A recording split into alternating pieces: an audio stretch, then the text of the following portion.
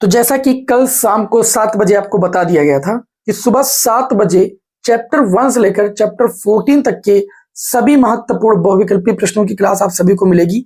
तो ये क्लास आप सभी लोगों को 27 फरवरी को होने वाले फिजिक्स विषय के पेपर के लिए बहुत ही महत्वपूर्ण क्लास होगी। इसमें आप सभी लोगों को चैप्टर 1 से लेकर चैप्टर 14 तक के जितने भी महत्वपूर्ण बहुविकल्पी प्रश्न, उन सभी प्रश्नों को यहाँ पर लिया जाएगा। ठीक है, जैसे कि मैंने आपको बताया था कि आज सुबह से लेकर शाम तक लगातार क्लासें चलेंगी और आप सब लोग जुड़िएगा जरूर, क्योंकि संपूर्ण फिजिक्स विषय की तैयारी करना है तो इससे बेस्ट मौका अब आपको इससे अच्छा यहां नहीं मिलेगा। ठीक है, तो यहां पर जा रहे हैं बहुविकल्पी प्रश्न जो कि बहुत ही महत्वपूर्ण है, चैप्टर 1 से लेकर 14 तक, है ना। बहुत ध्यान समझिएगा, एक एक क्वेश्चन चुन के लाएं, शांति से आप बैठ जाइए और बढ़िया अच्छी तरीके से जो एक एक क्वेश्चन ले रहे हैं उस पर विचार विमर्श कीजिए। आप कितने क्वेश्चन सॉल्व कर पा रहे हैं उसको भी आप अपना देखिए।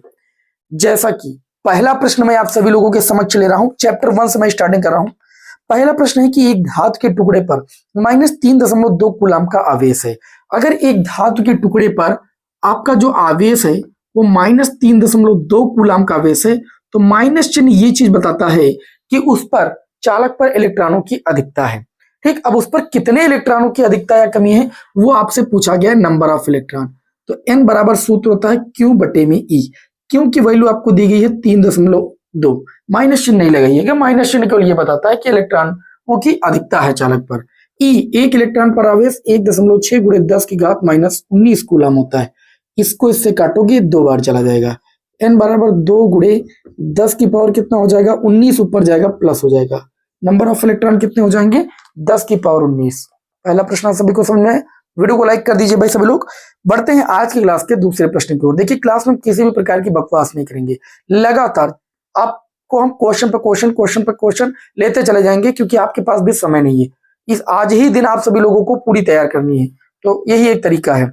जैसे अगला प्रश्न लिया है, चांदी का परावैद्युतांक कितना होता है। आप सभी लोगों को बहुत सारी बातें सीखने को मिलेंगी। परावैद्युतांक को K से प्रदर्शित करते हैं। निर्वात या वायु के लिए K का मान 1 होता है। निर्वात या वायु के लिए जो K का मान होता है वो 1 होता है, याद रखिएगा। इससे भी क्वेश्चन कई बार पेपर में बना है। ठीक, जहां जहां क्वेश्चन बना वहीं से प्रश्न लिए, इस बात को दिमाग में बैठा लीजिए आप। दूसरा, K की वैल्यू इंफिनिटिव होती है, किसके लिए, धातुओं के लिए। जो परावैद्युतांक K होता है उसकी वैल्यू इंफिनिटिव का बराबर होती है जब धातु की बात होती है। उसके बाद कोई अन्य पदार्थिक माध्यम की बात की जाए तो K की वैल्यू 1 से अधिक होती है। अन्य पदार्थिक माध्यम जैसे आपका कागज हो गया, अभ्रक हो गया, मोम हो गया, तो अन्य पदार्थ के लिए जो परावैद्युतांक K की वैल्यू होती है वो 1 से अधिक होती है। क्वेश्चन में कहा गया है कि चांदी का परावैद्युतांक कितना होता है। तो चांदी एक धातु है और धातु के लिए K का मान कितना होता है, इंफिनिटिव होता है, अनंत होता है। तो ये आपके इस क्वेश्चन का राइट आंसर हो जाएगा। बताइए भाई, एक क्वेश्चन से मैंने कितनी सारी बातें आपको समझाई, इसलिए मैंने कहा क्लास करना बहुत इंपॉर्टेंट। आगे देखते हैं, अगला क्वेश्चन है, निम्नलिखित में से कौन सा विद्युत क्षेत्र का मात्रक नहीं है। आपके सामने देखिए 4 विकल्प दिए गए हैं, विद्युत क्षेत्र का मात्रक कौन सा नहीं ये आपसे पूछा गया है। मैं आपको ये बताता हूं कि विद्युत क्षेत्र के मात्रक बन कितने सकते हैं। देखिए, विद्युत क्षेत्र की तीव्रता से आप लोगों ने पढ़ा है F/Q, पढ़ा कि नहीं पढ़ा है, तो एक मात्रक बन जाएगा न्यूटन प्रति कूलम। दूसरा, आप लोगों ने विद्युत क्षेत्र की तीव्रता और विभव प्रवणता में संबंध सीखा है आप लोगों ने, E बराबर डेल्टा V/Δx। यहां से आपका मात्रक बन जाता है वोल्ट ऊपर और नीचे प्रति मीटर, वोल्ट प्रति मीटर भी इसका मात्रक बन जाता है। अच्छा, आप लोगों ने एक पढ़ा है फ्लक्स का मात्रक φE बराबर E इंटू में A होता है। ठीक, तो यहां से भी E का एक मात्रक बन सकता है, लेकिन फ्लक्स वाली कहीं पर भी विकल्प में कोई बात नहीं कहेगी। अब यहाँ पर देखिए, न्यूटन प्रति कूलम तो आप कहेंगे है, वोल्ट प्रति मीटर तो आप कहेंगे है, लेकिन जो तीसरा मात्रक है जूल प्रति कूलम, ये वैद्युत विभव का मात्रक होता है। V बराबर W/Q वाले सूत्र से निकालेंगे तो जूल प्रति कूलम आएगा, जो कि वैद्युत विभव का मात्रक होगा। तो ये वैद्युत क्षेत्र की तीव्रता का मात्रक नहीं, लेकिन जूल प्रति कूलम मीटर है। जूल प्रति कूलम मीटर कैसे है, देखिए आप लोगों को हम बता दें, जूल प्रति कूलम मीटर ऐसे है। यहां पर देखिए वोल्ट है, वोल्ट के स्थान पर लिख सकते हैं जूल प्रति कूलम, लिख सकते हैं वोल्ट। V बराबर क्या होता है, जूल प्रति कूलम। तो जैसे ही आप लिखेंगे जूल प्रति कूलम तो नीचे मीटर है ये, तो कूलम मीटर, तो जूल प्रति कूलाम मीटर भी वैद्युत क्षेत्र की तीव्रता का मात्रक है, वोल्ट प्रति मीटर भी वैद्युत क्षेत्र की तीव्रता का मात्रक है, और न्यूटन प्रति कूलाम भी वैद्युत क्षेत्र की तीव्रता का मात्रक है। तो कौन सा मात्रक नहीं है ऑप्शन में? वोल्ट प्रति जूल प्रति कूलाम, ये आपका जो है वैद्युत विभव का मात्रक है। क्लियर हो गई इतनी बात? यहां से भी प्रश्न कई बार बोर्ड पेपर में बन चुका है। चलिए आगे बढ़ते हैं। आज की क्लास का अगला प्रश्न, निर्वात की वैद्युतशीलता का मात्रक। मैं आपको बता दूं, निर्वात की वैद्युतशीलता को एप्सिलॉन नॉट से प्रदर्शित करते हैं। इसके मात्रक की बात की गई है, तो इसकी वैल्यू जो होती है वो 8.85 गुणे 10 की घात माइनस 12 होती है। और वैल्यू मात्रक कैसे हम निकालेंगे? देखिए F बराबर आप लोगों ने सूत्र पढ़ा है 1/4 pi epsilon not Q1 Q2 बटे में R स्क्वायर।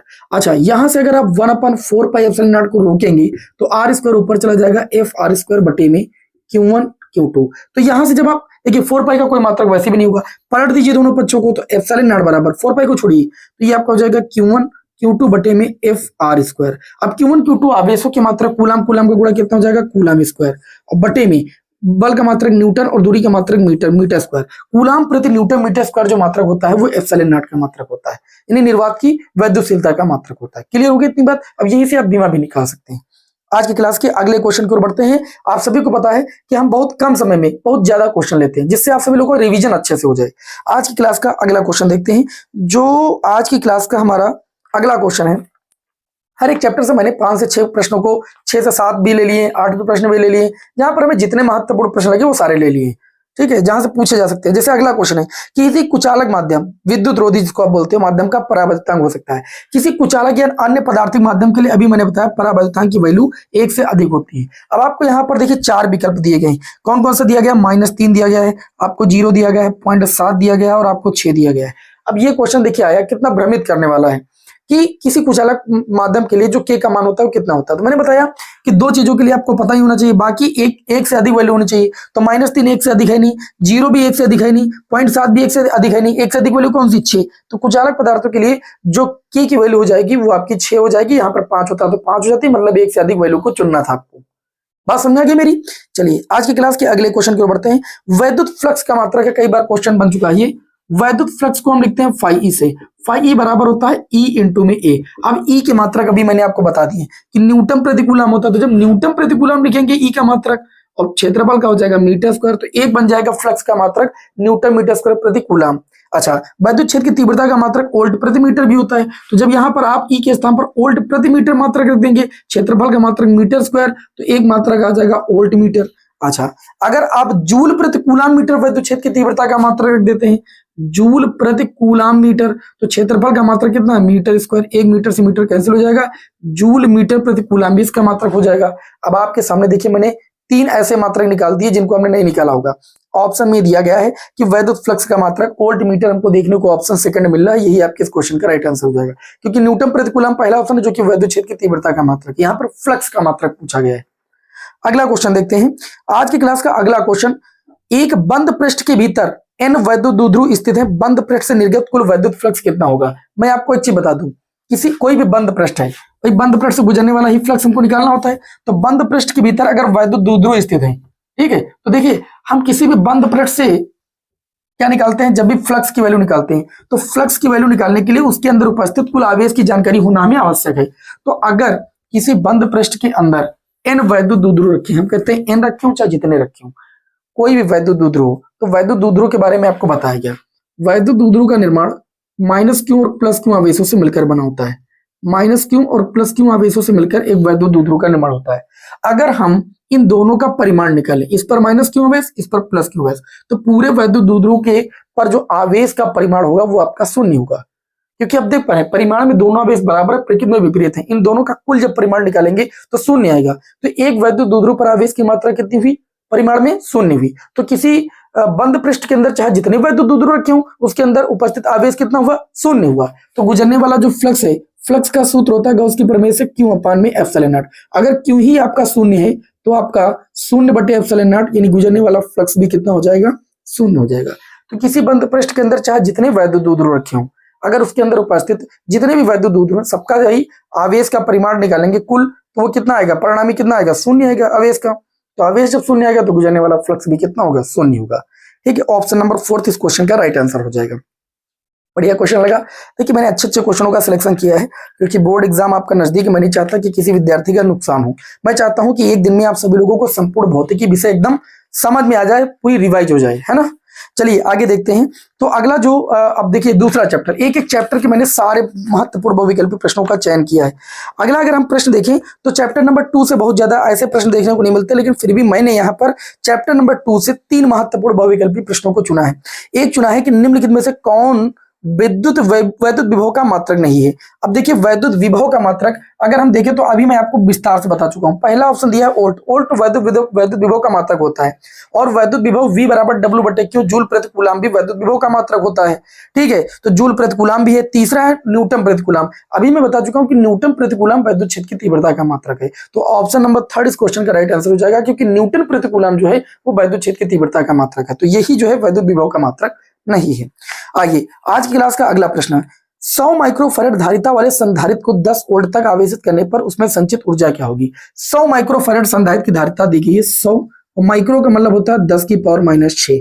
तो जब इसे आप सॉल्व करेंगे तो 10 की घात -4 फैराड आएगा। उसके बाद इन्होंने कहा है कि जो विभव है वो 10 वोल्ट दिया जाता है। कितना? 10 वोल्ट का विभव दिया जाता है। संचित ऊर्जा U निकालना है। तो आप सबने सूत्र पढ़ा, U बराबर होता है ½ CV²। पढ़ा कि नहीं पढ़ा है? तो U बराबर आपका हो जाएगा 1/2। अच्छा C की बात करें तो C की वैल्यू 10 की घात -4 है। अच्छा V की बात करें तो V की वैल्यू 10 है। 10 का स्क्वायर कर दीजिए। जब आप 10 का स्क्वायर करेंगे तो ये हो जाएगा ऊपर 100, 100/2 और गुणे में 10 की घात -4। 100 को 2 से काटेंगे, ये आ जाएगा 50 गुणे 10 की घात -4, जिसे आप लोग 5 गुणे 10 की घात -3 भी लिख सकते हैं। और ऊर्जा किसी भी प्रकार की हो मात्रक जूल ही होगा। तो ऑप्शन यहां पर चेक करेंगे तो ऑप्शन नंबर जो फर्स्ट है वो आपके इस क्वेश्चन का राइट आंसर हो जाएगा। क्यों? क्योंकि यहाँ पर 5 गुणे 10 की घात -3 जूल दिया गया है और यही हम लोगों ने अभी कैलकुलेशन से भी निकाला है। ठीक है, मतलब बहुविकल्पी प्रश्न है तो ऐसा नहीं है कि आइए इधर उधर वाले प्रश्न ले लिए हैं। ठीक है, कि आप पढ़ाओ बस उत्तर दे दो। आप देखेंगे अगर कोई भी प्रीवियस ईयर पेपर दिया है तो प्रीवियस ईयर पेपर में कैलकुलेटिव है। कभी कभी कोई पेपर टफ आपको देखने को मिलेगा, 6 के 6 प्रश्न आपको सॉल्व करने पड़ते हैं। ठीक है, ज्यादातर बहुविकल्पी में 1-2 प्रश्न ऐसा जरूर बनेगा, एक मात्रक पर और एक कैलकुलेशन करने वाला, ये जरूर बनता है। उसके बाद फार्मूला बेस बीमा निकालने के लिए। अगला क्वेश्चन देखिए, मैंने एक लिया है चित्र वाला। अब ये चित्र आपके सामने तो बना ही है, मैं इसको बनाता हूं। इस चित्र का मैं दूसरा रूप आपके सामने बनाता हूं। ये पहला संधारित्र था। अब आप चित्र में देखिए, पहले संधारित्र का एक सिरा A से जुड़ा है और दूसरा सिरा B से जुड़ा है और यहाँ पर 1 माइक्रोफैराड लिखा है। फिर बीच में 2 संधारित्र 1-1 माइक्रोफैराड के हैं। तो अगर जो 1 माइक्रोफैराड का संधारित्र है वो एक के सिरे से यहाँ से जुड़ा हुआ है, फिर उसका दूसरा सिरा फिर ऐसे ही जुड़ा हुआ है, फिर इसका सिरा गया है B तक गया है, देख लीजिए। उसका दूसरा सिरा फिर B वाले सिरे से गया है, तो 1 माइक्रोफैराड और 1 माइक्रोफैराड। उसके बाद जो तीसरा संधारित्र वो इस तरीके से आपका जुड़ा है। अब आप कहेंगे कैसे जुड़ा? तीसरे वाले का पहला इधर आया A से और दूसरा वाला B से उधर कनेक्ट है और ये आपका हो जाए 1 माइक्रोफैराड। मैंने केवल चित्र का जो प्रारूप बदला है, बस चित्र सेम आपका वही। अब ये चित्र आपको समझ में आ रहा होगा कि यहाँ पर 1 ओम और 1 ओम किस क्रम में? आपके श्रेणी क्रम में। तो श्रेणी क्रम का सूत्र होता है 1/C बराबर 1/C1 प्लस 1/C2। C1 की वैल्यू निकालोगे 1-1 2 हो जाएगा, 2 इधर आ जाएगा, 1/2। 1/2 का मतलब 0.5 माइक्रोफैराड। इन दोनों का तुल्य प्रतिरोध नहीं, तुल्य धारिता हमने निकाली तो वो आपकी आ गई 0.5 माइक्रोफैराड। अब ये तीनों हो गए समांतर क्रम में। ठीक है, तो समांतर क्रम का सूत्र होता है C बराबर C1 plus C2 plus C3। C1 की वैल्यू हो गई 1 और C2 की वैल्यू हो गई 0.5 और C3 की वैल्यू हो गई 1। दोनों को जोड़ेंगे ये 2.5 माइक्रोफैराड आ जाएगा। ऑप्शन नंबर जो आपका हो जाएगा सेकंड, इस क्वेश्चन का राइट आंसर हो जाएगा। बात समझ में? बढ़िया लेवल का ये भी प्रश्न था, इसलिए मैंने इसको यहाँ पर उठाया। अब हम लोग बढ़ते हैं अगले तीसरे चैप्टर की ओर। मैं आपको ये बताता चलूंगा कि किस चैप्टर के मैंने कौन कौन से प्रश्न लिए। इससे आप सभी लोगों का माइंड मेकअप बनता रहेगा कि हाँ ये तीसरे चैप्टर के ऐसे ऐसे प्रश्न आ सकते हैं बहुविकल्पी में, है ना। चलिए आगे बात करते हैं। तो तीसरे चैप्टर का जो पहला प्रश्न मैंने आप सभी लोगों के समक्ष लिया, उसमें पहला प्रश्न ये कहता है कि 50 ओम प्रतिरोध वाले धात्विक तार को खींचकर उसकी लंबाई दोगुनी करने पर उसका नया प्रतिरोध क्या होगा। बहुत ही पॉपुलर क्वेश्चन है। तो नए तार का प्रतिरोध निकालने के लिए हम लोग सूत्र लगाते हैं R डैश बराबर N² R। नए तार का जब प्रतिरोध निकालना होता है तो कई गुना बढ़ा रहे हैं, 2 गुना बढ़ा रहे हैं। तो यहाँ पर आपका n के स्थान पर हो जाएगा 2 का स्क्वायर। और पुराने तार का प्रतिरोध था कितना, 50 ओम प्रतिरोध वाला तार था, मतलब R की वैल्यू 50 ओम थी। जब इसे R डैश की वैल्यू निकालेंगे, 2 का स्क्वायर 4, 4 का गुणा 50 से करोगे कितना आ जाएगा, नए तार का जो प्रतिरोध आ जाएगा, जब लंबाई उसकी आप 2 गुना बढ़ाएंगे पहले से, तो नए तार का प्रतिरोध हो जाएगा 200 ओम। इसका मतलब सीधा है कि किसी तार की लंबाई बढ़ाने पर प्रतिरोध की वैल्यू बढ़ती है। एक बात आपको यहाँ पर ये भी याद होगी, बात समझ में कि नहीं आई। अच्छा, अब आगे हम बढ़ते हैं अगले क्वेश्चन की ओर। अगला क्वेश्चन हमारा, किसी चालक की प्रतिरोधकता निर्भर करती है। किसी चालक की प्रतिरोधकता जो होती है वो उसके पदार्थ पर निर्भर करती है। किस पर निर्भर करती है, पदार्थ पर। प्रतिरोधकता सदैव पदार्थ पर निर्भर करती है। पदार्थ अलग अलग है तो प्रतिरोधकता अलग अलग होगी। अगर एक ही पदार्थ का कोई भी तार है तो प्रतिरोधकता सेम होती है आपकी। क्लियर है। अच्छा, अगले क्वेश्चन की ओर बढ़ते हैं। किसी आवेश वाहक की गतिशीलता का अनुगमन वेग तथा वैद्युत क्षेत्र में सही संबंध है। देखिए, जो किसी आवेश वाहक की गतिशीलता होती है जिसको म्यू से प्रदर्शित करते हैं, वो E/VD के बराबर होती है। VD जहां होता है ड्रिफ्ट वेलोसिटी या अनुगमन वेग होता है। तो हम कह सकते हैं अगर VD की वैल्यू सॉरी, देखो मैंने गलत कर दिया, ये मैंने गलत कर दिया भाई। VD/E होता है, कितना होता है, VD/E। अच्छा, E की वैल्यू यहाँ पर जब हम लोग 1 मानते हैं तो इसको पढ़ते हैं एकांक। फिजिक्स में क्या पढ़ते हैं, को एकांक। मतलब किसी आवेश वाहक की गतिशीलता म्यू जो है वह अपवाह वेग है। देखो E की वैल्यू अगर आप 1 रख देंगे तो म्यू किसके बराबर हो जाएगा, VD। अर्थात हम लोग कह सकते हैं किसी आवेश वाहक की जो गतिशीलता होती है वह अपवाह वेग है, जिसके द्वारा एकांक वैद्युत क्षेत्र में प्राप्त किया जाता है। किसी आवेश वाहक की गतिशीलता वह अपवाह वेग है जो उसके द्वारा एकांक वैद्युत क्षेत्र में प्राप्त किया जाता है। अगर गतिशीलता का मात्रक पूछे तो मात्रक आपका क्या होगा, तो मात्रक वही होगा जो VD/E के निकालने पर आएगा। बात समझ में आ गई। आज की क्लास का अगला क्वेश्चन, किरचॉफ के धारा के नियम किसके संरक्षण के परिणाम स्वरूप होता है। किरचॉफ के 2 नियम आप लोगों ने पढ़े। पहला नियम आप लोगों ने पढ़ा धारा का नियम, मैंने बताया था इसमें धारा आती है, इसीलिए ये आवेश संरक्षण का पालन करता है। किसका, आवेश संरक्षण का पालन करता है। में और जो दूसरा नियम है वो जिसको बंद पास का नियम, लूप का नियम कहते हो, वो जो ऊर्जा संरक्षण के सिद्धांत पर आधारित है। और जो लेंज का नियम है वो भी ऊर्जा संरक्षण के सिद्धांत पर आधारित है। ये तीनों प्रश्न आपके बोर्ड एग्जाम के लिए बहुत ज्यादा इंपॉर्टेंट है। ठीक है, बात समझ में कि नहीं समझ में। अब इसे मैं यहाँ पर रब करूँ भाई, अब वीडियो को सभी लोग लाइक जरूर कर दीजिए। ठीक है, उसके बाद आगे हम लोग बढ़ते हैं, इसको यहाँ पर रफ कर देते हैं। देखिए, इन प्रश्नों की PDF भी मैंने आप लोगों को उपलब्ध करा दी है। ठीक है, और मैंने आपको बताया है क्योंकि इस PDF को बनाने में थोड़ा सा समय लगा हुआ है और खर्च भी आया है, इसलिए मैंने थोड़ा सा इसका प्राइस रखा है। ठीक है, अब ये मत समझिए कि सर पैसे कमाने के चक्कर में। ओके, हाँ चलिए आगे बढ़ते हैं भाई। आज की क्लास का अगला प्रश्न ये आपका हो गया। हाँ, अगला जो मैंने प्रश्न लिया है बहुत ही बढ़िया, इसी चैप्टर का है कि समान पदार्थ की, अगर पदार्थ समान बोल दिया इसका मतलब रो की वैल्यू क्या होगी, सेम होगी। समान पदार्थ के 2 ठोस घनों की भुजाएं L और 3L दी गई। अच्छा, मेरी बात को ध्यान से समझिएगा। और पूछा गया प्रश्न में कि प्रतिरोधों का अनुपात क्या होगा, तो R बराबर आपका भैया होता है रो L बटे में कितना होता है, A। ठीक है, तो अगर पहले तार का प्रतिरोध निकालेंगे तो R1 हो जाएगा रो, क्योंकि एक ही पदार्थ के दोनों तार हैं तो रो की वैल्यू सेम होगी, अभी मैंने बताया भी था। और अच्छा, लंबाई पहले तार की L है। ठीक है, तो लंबाई अगर L है और जो कि आकृति जो है वो कैसी है, ठोस घन है। ठीक है, ठोस घन है। अब घन का अगर हम लोग क्षेत्रफल निकालेंगे तो घन जो होता है वर्ग से मिलकर बना होता है, वर्ग से ही तो मिलकर बना होता है। वर्ग का क्षेत्रफल क्या होता है, भुजा स्क्वायर। तो अगर भुजा L है तो क्षेत्रफल कितना हो जाएगा, L स्क्वायर हो जाएगा। इसको काटेंगे तो ये आ जाएगा रो बटे में L। ये R1 की वैल्यू आ गई। R2 की वैल्यू निकालेंगे तो सूत्र लगाएंगे रो, लंबाई जो दी गई है दूसरे तार की लंबाई जो वैल्यू दी गई है वो 3L दी गई है। अच्छा, अब हम जानते हैं कि जो वर्ग का क्षेत्रफल होता है वर्ग से ही घन बनते हैं, घन के प्रत्येक फलक में वर्ग ही होता है, तो उसका क्षेत्रफल जब निकालेंगे तो भुजा स्क्वायर मतलब 3L और गुणे में 3L, एक 3L से एक 3L कैंसिल हो जाएगा, ये आ जाएगा रो बटे में 3L। हमको चाहिए इन दोनों तारों का प्रतिरोधों का अनुपात R1 बटे R2। R1 की वैल्यू है रो बटे में L, R2 की वैल्यू रो बटे में 3L। रो से रो कैंसिल, L से L कैंसिल, 3 ऊपर चला जाएगा, 3 बटे में 1 मतलब 3 अनुपात 1 आ जाएगा इनके प्रतिरोधों का अनुपात। बताइए भैया, मानते हैं इनके प्रतिरोधों का अनुपात कितना आ जाएगा, 3 अनुपात 1 आ जाएगा। बात समझ में आ गई। अच्छा, आगे बढ़ते हैं हम लोग आज की क्लास के अगले क्वेश्चन की ओर हम लोग बढ़ते हैं। क्वेश्चन सब बढ़िया बढ़िया आप लोगों को लग रहे होंगे। चलिए अगले क्वेश्चन की ओर हम लोग बढ़ते हैं। अगला जो क्वेश्चन मैंने आप सभी लोगों के समक्ष लिया हुआ है, बहुत ही बढ़िया बहुत ही प्यारा सा क्वेश्चन है, ध्यान से समझिएगा। आप सभी लोग अपना दिमाग लगाइएगा, आप कितने क्वेश्चन सॉल्व कर रहे हैं ये भी अभी कमेंट बॉक्स में मुझे बताइएगा। देखिए अगला क्वेश्चन है कि चुंबकीय क्षेत्र का मात्रक, मैंने कई जगह देखा है कि चुंबकीय क्षेत्र का मात्रक पूछा गया है। चुंबकीय क्षेत्र को बी से प्रदर्शित करते हैं। हमने कहा था इसका मात्रक निकालने का सबसे बढ़िया लॉरेंज-बल F बराबर IBL sin थीटा वाला फार्मूला लगा दीजिए। ठीक है, तो यहां से जब बी की वैल्यू निकालेंगे तो ये आ जाएगा F बटे में IL। अच्छा, बल का मात्रक होता है न्यूटन, है ना, और धारा का मात्रक होता है एम्पियर, और लंबाई का मात्रक होता है मीटर। तो न्यूटन प्रति एम्पियर मीटर। अब ये घात के रूप में लिखा है तो इसको आप ऐसे भी ले सकते हैं, न्यूटन एम्पियर ऊपर जाएगा, एम्पियर की पावर -1, मीटर ऊपर जाएगा, मीटर की पावर -1। ठीक, तो इस तरीके से आप देख लीजिए, जो लगा वो पहले मीटर दिया है तो पहला ऑप्शन हो जाएगा न्यूटन मीटर की पावर -1, एम्पियर की पावर -1। अगला जो क्वेश्चन है, एक समान चुंबकीय क्षेत्र में इलेक्ट्रॉन अथवा कोई आवेशित कण क्षेत्र के अगर लंबवत प्रवेश करता है, आपने यहाँ पर त्रिज्या का व्यंजक भी निकाला था। तो जब इलेक्ट्रॉन या कोई आवेशित कण चुंबकीय क्षेत्र के लंबवत प्रवेश करता है तो वो एक वृत्ताकार पथ पर क्या करने लगता है, गति करने लगता है। और किसी अन्य कोण पर अगर जो है प्रयोग करता है तो कुंडली के आकार के रूप का होता है। ठीक है, समांतर होता है तो रेखी मतलब जो है गति करता है, उस पर कोई बल कार्य ही नहीं करता है। तो ये 3 कंडीशन आप लोगों ने पढ़ी थी। चलिए भाई, अगले क्वेश्चन की ओर बढ़ते हैं। तो इस क्वेश्चन का राइट आंसर हो जाएगा, क्योंकि लंबवत प्रवेश करता है तो इलेक्ट्रॉन का जो पथ होगा वृत्ताकार होगा। और तभी आपने वृत्ताकार पथ की त्रिज्या का व्यंजक भी निकाला था, R बराबर mv बटे में qb। याद है किसी को? तो वहां पर ये कब व्यंजक आया था, जब इलेक्ट्रॉन चुंबकीय क्षेत्र के लंबवत प्रवेश करता है, तभी वो वृत्ताकार मार्ग पर गति करता है।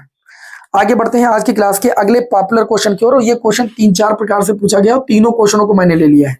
इसमें पूछा गया है म्यू नॉट और एप्सिलॉन नॉट की पावर -1/2 की वैल्यू कितनी होगी। Mu naught epsilon not. अब देखिए, इसके बाद जो मैंने क्वेश्चन लिया है उसमें ये पूछा गया आपसे, ये सब क्वेश्चन मैं आपको बताता हूं। 1/म्यू नॉट एप्सिलॉन नॉट का मात्रक क्या होगा, इसमें मात्रक पूछा गया है, इसमें वैल्यू पूछी गई है। फिर इसी के जैसा एक बार और प्रश्न रिपीट हुआ आपके बोर्ड एग्जाम में कि म्यू नॉट और एप्सिलॉन नॉट का मान क्या होगा। ये तीनों बातें एक ही बार में मैं आपको बताऊंगा। ये 3 क्वेश्चन मैंने लिए।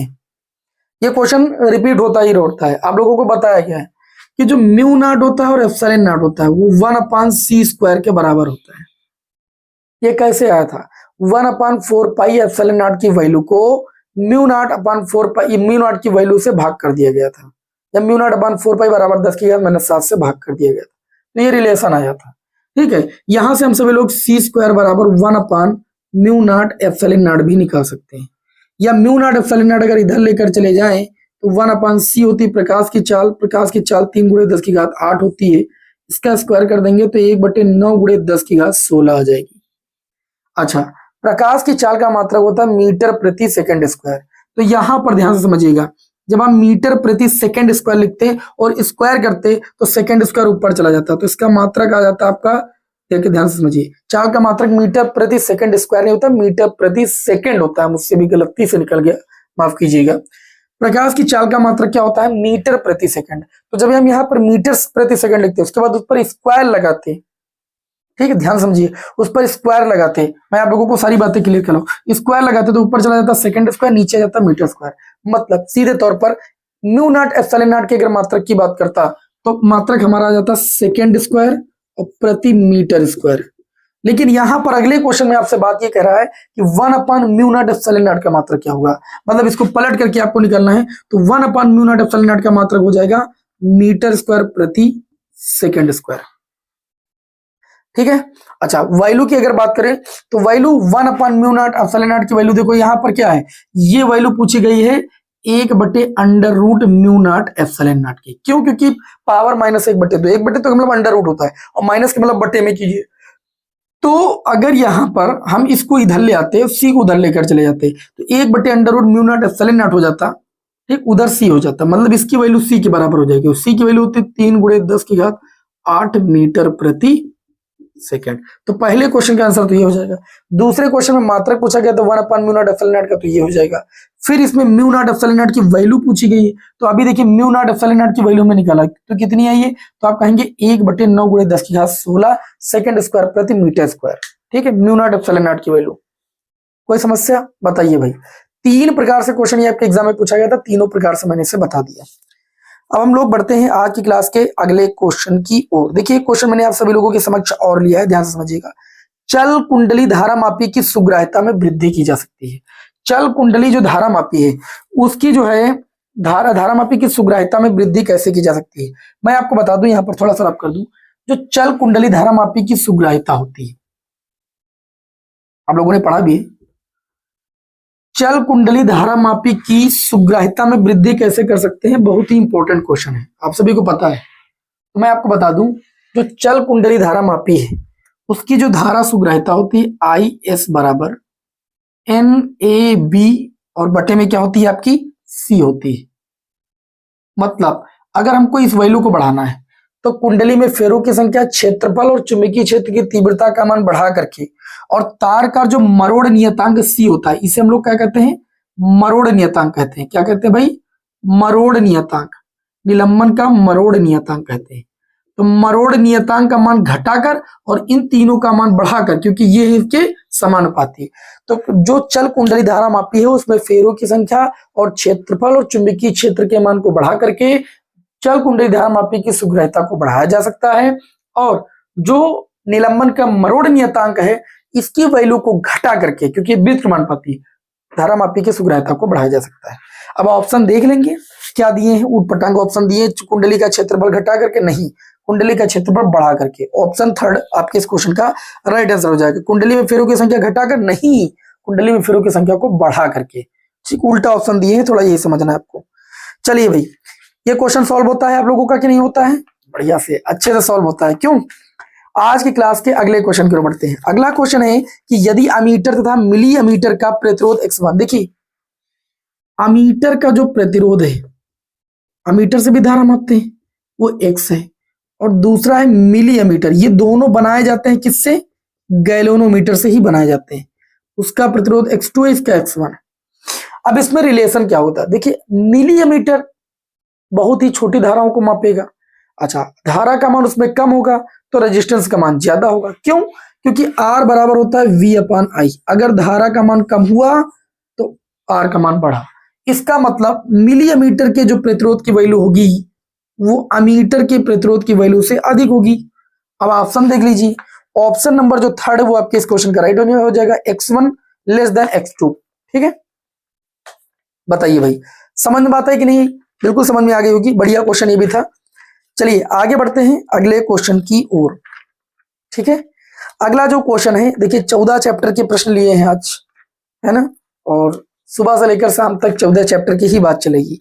अगला प्रश्न है कि यदि किसी पदार्थ की आपेक्षिक चुंबकशीलता, यदि किसी पदार्थ की आपेक्षिक चुंबकशीलता, ध्यान से समझिएगा, आपेक्षिक चुंबकशीलता, मैं आप लोगों को एक बात बता दूंगा, आप उत्तर पहले ही जान जाएंगे, ये बात याद रखिएगा, क्वेश्चन यहां से भी बनता है। किसी पदार्थ की आपेक्षिक चुंबकशीलता अगर 1 से कम है, 1 से कम है, तो वो पदार्थ हमारा होगा प्रतिचुंबकी।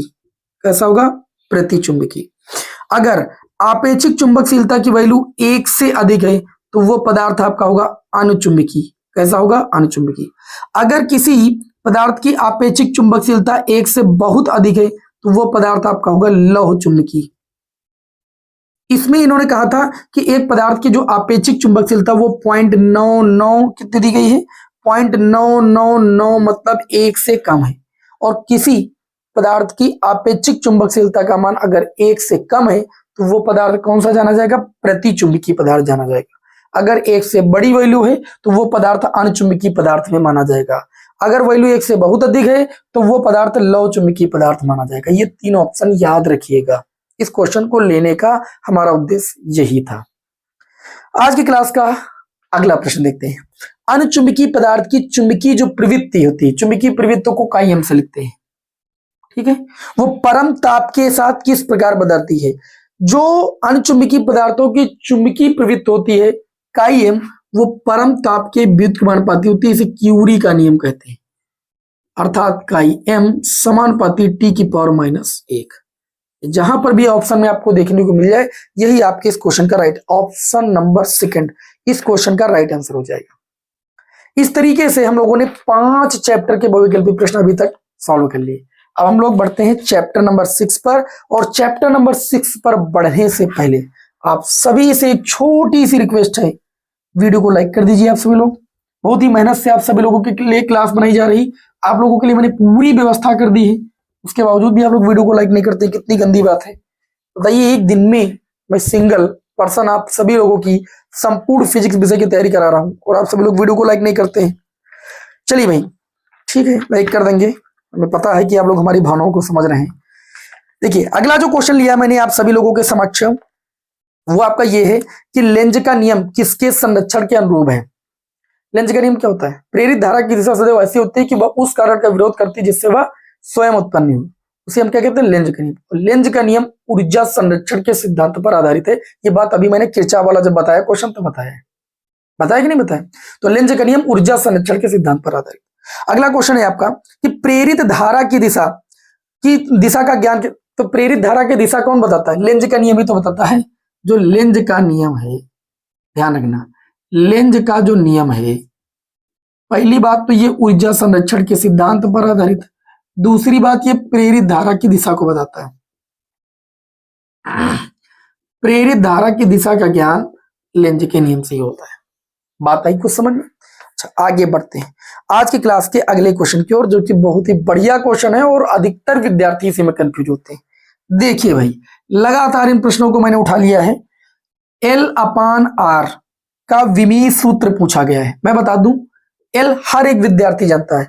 L होता है स्वप्रेरकत्व, और स्वप्रेरकत्व का सूत्र भी पढ़े हो। L बराबर आपका होता है, आप लोगों ने पढ़ा था, मैं बता रहा हूं, आप लोगों ने पढ़ा था N डेल्टा फाई बराबर आपने L इंटू में डेल्टा आई पढ़ा था। तभी तो L स्वप्रेरकत्व आया था। कैसे आया था मैं भी बता दे रहा हूं। आपने पढ़ा था चुंबकीय फ्लक्स में चुंबकीय फ्लक्स की ग्रंथिकाओं की जो संख्या होती है कुंडली में प्रवाहित धारा परिवर्तन के समानुपाती होती है। जब यहां से आप सभी लोग क्या करते हैं, एन डेल्टा फाई समानुपाती का चिन्ह हटाते हैं तो एक नियतांक आता है, और इसी नियतांक को हम लोग कहते हैं स्वप्रेरकत्व। क्या कहते हैं? स्वप्रेरकत्व। और जब इस स्वप्रेरकत्व की वैल्यू निकालते हो तो आ जाता है N delta phi by delta I. अब आप लोगों ने फैराडे के नियम से पढ़ा, एन डेल्टा फाई बराबर किसके बराबर होता है? वो आप कहेंगे ए इंटू में डेल्टा टी के बराबर होता है, बटे में डेल्टा आई। तो एल बराबर आ जाता है ई बटे में delta I by delta T. ऊपर आ रहा डेल्टा टी, नीचे आ जाता है। इस तरीके से एल की वैल्यू आ जाती है वोल्ट मात्रक में, प्रति धारा का मात्रक एम्पियर, और प्रति सेकंड ऊपर चला जाएगा, ये मात्रक आ जाता है। तो जब हम L/R की क्या पूछा गया है? विमीय सूत्र पूछा गया, तो मात्रक तो पहले निकालें। तो देखिए ये हो जाएगा वोल्ट। वोल्ट को लिख सकते हो जूल प्रति कूलम, क्यों? क्योंकि V बराबर W बटे Q भी होता है। तो यहां पर अगर हम लोग वोल्ट सेकेंड और प्रति एम्पियर मात्रक लिखे L का, बटे में प्रतिरोध का मात्रक क्या होता है? तो प्रतिरोध R बराबर होता है V बटे में I। V का मात्रक हो गया वोल्ट प्रति एम्पियर, हो गया धारा का मात्रक। एम्पियर से एम्पियर कैंसिल, वोल्ट से वोल्ट कैंसिल, केवल सेकंड बचा जो कि समय का मात्रक है, अर्थात L/R का मात्रक होगा सेकंड, जिसकी बीमा होगी T। बात कंफर्म हुई? बात समझ में कि नहीं? अब तो समझ में आ ही जानी चाहिए। इतना अच्छे से बताने के बाद भी नहीं समझ में आएगी क्या? चलिए भाई, अब इसमें देखिए इसी तरीके से ये भी पूछा गया है कि अंडर रूट LC का मात्रक क्या है, बिल्कुल इसी तरीके से निकालना है। तो आप क्या करेंगे भाई, ध्यान से समझिए। अंडर रूट L का मात्रक अभी बताया VS बटे में A, मतलब वोल्ट सेकंड प्रति एम्पियर। C धारिता है, धारिता C बराबर आपकी होती है Q बटे में V, होती है कि नहीं? Q का मात्रक हो जाएगा कूलाम। अच्छा, कूलाम को हम IT भी लिख सकते हैं, एम्पियर सेकंड भी लिख सकते हैं, तो एम्पियर सेकंड लिख दिया मैंने। कोई गलती की हमने? नहीं गलती की। बटे में V का मात्रक वोल्ट होता है, वोल्ट से वोल्ट कैंसिल, एम्पियर से ampere cancel, under root second square बचा, और अंडर रूट से वही संख्या बाहर निकलती जो अंडर रूट के अंदर 2 बार होती भाई। तो 2 बार, एक बार बाहर आ गई सेकंड, मतलब इसका भी मात्रक कितना होगा? समय T के बराबर होगा। ठीक, सेकंड बीमा T और मात्रक सेकंड। एक क्वेश्चन मैंने आपके सामने और लिया है, क्योंकि एक बार यह और पूछा गया है। और मैंने क्या लिया है? इसमें पूछा गया है कि यदि L और R क्रमशः प्रेरकत्व और प्रतिरोध हैं, तो L बटे R का मात्रक, अभी मैंने आप लोगों को यही क्वेश्चन बताया कि L बटे R का जो मात्रक होगा वो आपका सेकंड होगा, और बीमा जो होगी वो T हो जाएगी। बताइए भाई, ये क्वेश्चन आपको समझ में आया अच्छे से कि नहीं समझ में? इन क्वेश्चनों को मैंने इकट्ठा इसीलिए ले लिया था क्योंकि ये क्वेश्चन एग्जाम में डिस्टर्ब जरूर करते हैं, ये क्वेश्चन एग्जाम में जरूर डिस्टर्ब करते हैं, इसीलिए मैंने इन क्वेश्चनों को इकट्ठा ले लिया है। आई बात समझ में? चलिए अब हम लोग आगे बढ़ते हैं आज की क्लास के अगले क्वेश्चन की ओर, है ना? वीर तुम बढ़ते चलो। अगला जो क्वेश्चन है, किसी समय T पर एक कुंडली से संबद्ध तात्क्षणिक चुंबकीय फ्लक्स दिया है। चुंबकीय फ्लक्स को हम लोग लिखते हैं फाई से, और वो आपको दिया गया है 5 टी क्यूब, मैंने ऐसे भी क्वेश्चन कई बार कराए, ये एक एक नंबर में भी पूछे जाते हैं, ठीक है, प्लस 300 वेबर दिया है और बोला गया है कि टी बराबर आपको 2 सेकंड पर ये बताना है कि प्रेरित वैद्युत वाहक बल क्या होगा। ये जो समीकरण ऊपर दी गई है इसका आप अगर टी के सापेक्ष अवकलन कर दीजिए तो ये बन जाएगा D phi by D T, और D phi by D T जो होता है प्रेरित वैद्युत वाहक बल को दर्शाता है, ठीक। तो जब इसका अवकलन करेंगे तो ये आपका हो जाएगा D phi by D T, और जब अवकलन करेंगे तो 5 और टी क्यूब का अवकलन हो जाएगा 3t²। अवकलन का क्या मतलब है, घात आ गया तो घात से 1 कम हो जाता है, माइनस 100, टी का टी के रिस्पेक्ट में अवकलन 1 होता है और 300 अचर पद का अवकलन 0 हो जाएगा। तो D phi by D T ही ई के बराबर होता है प्रेरित वैद्युत वाहक बल के। तो ये हो जाएगा 5 कितना भाई 15t² माइनस 100, ठीक। तो ई बराबर 15 और टी की वैल्यू कितनी रखनी थी 2 का स्क्वायर कितना 4 माइनस 100, 15 चौको 60, 60 माइनस 100 बराबर कितना आ गया आपका -40 वोल्ट आ गया। प्रेरित वैद्युत वाहक बल की बात हुई थी तो -40 वोल्ट आपका आ गया, जो आपके क्वेश्चन में है वही आपके इस क्वेश्चन का राइट आंसर हो जाएगा। बताइए किसी विद्यार्थी को कोई दिक्कत नहीं। अगले क्वेश्चन की ओर हम लोग बढ़े भाई। अगला क्वेश्चन क्या कहता है, अगले क्वेश्चन को ध्यान से देखिएगा। अगला क्वेश्चन भी बढ़िया ही प्रश्न मैंने लिया है, ठीक है। आप सभी लोग को भरोसा भी हमारे ऊपर है तो हमने सोचा बहुत ही मेहनत से क्यों ना अच्छे लेवल के प्रश्नों को लिया जाए। अगला जो क्वेश्चन है वो प्रत्यावर्ती धारा चैप्टर है। प्रत्यावर्ती धारा चैप्टर से जो अभी तक बहुविकल्पी प्रश्न बन रहे हैं वो इस टाइप के बन रहे हैं। जैसे इन्होंने कह दिया कि अनुनाद की स्थिति में एलसी परिपथ की आवृत्ति, तो अनुनाद की स्थिति क्या होती है पहले इस बात को समझिए। जब धारती प्रतिघात XC प्रेरकी प्रतिघात XL के बराबर हो जाता है तो इसे कहते हैं वैद्युत अनुनाद की स्थिति। और वैद्युत अनुनाद की स्थिति में जो LCR परिपथ होता है उसमें विभवांतर और धारा के बीच जो कलांतर हो जाता है वो आपका 0 हो जाता है, क्योंकि XL और XC आपस में बराबर हो जाते हैं। अब मैं आपको बताऊं इस क्वेश्चन में पूछा गया अनुनाद की स्थिति में एलसी परिपथ की आवृत्ति क्या होगी, तो यहाँ पर आवृत्ति का व्यंजक भी कई बार क्वेश्चन एग्जाम में पूछा गया निकालने के लिए। तो XL बराबर आपका होता है, XC बराबर होता है आपका 1/ωc और XL बराबर आपका होता है ωL होता है, ठीक। ओमेगा बराबर आप लिख सकते हैं 2πfc, यहाँ पर भी आप लिख सकते हैं 2πfl। f का मल्टीप्लाई कर लीजिए, f एक तरफ कर लीजिए, f स्क्वायर हो जाएगा, 2π का मल्टीप्लाई हो जाएगा 2π का होल स्क्वायर, l और c का मल्टीप्लाई lc। f बराबर जब निकालेंगे तो √1/2π का होल स्क्वायर इंटू में lc।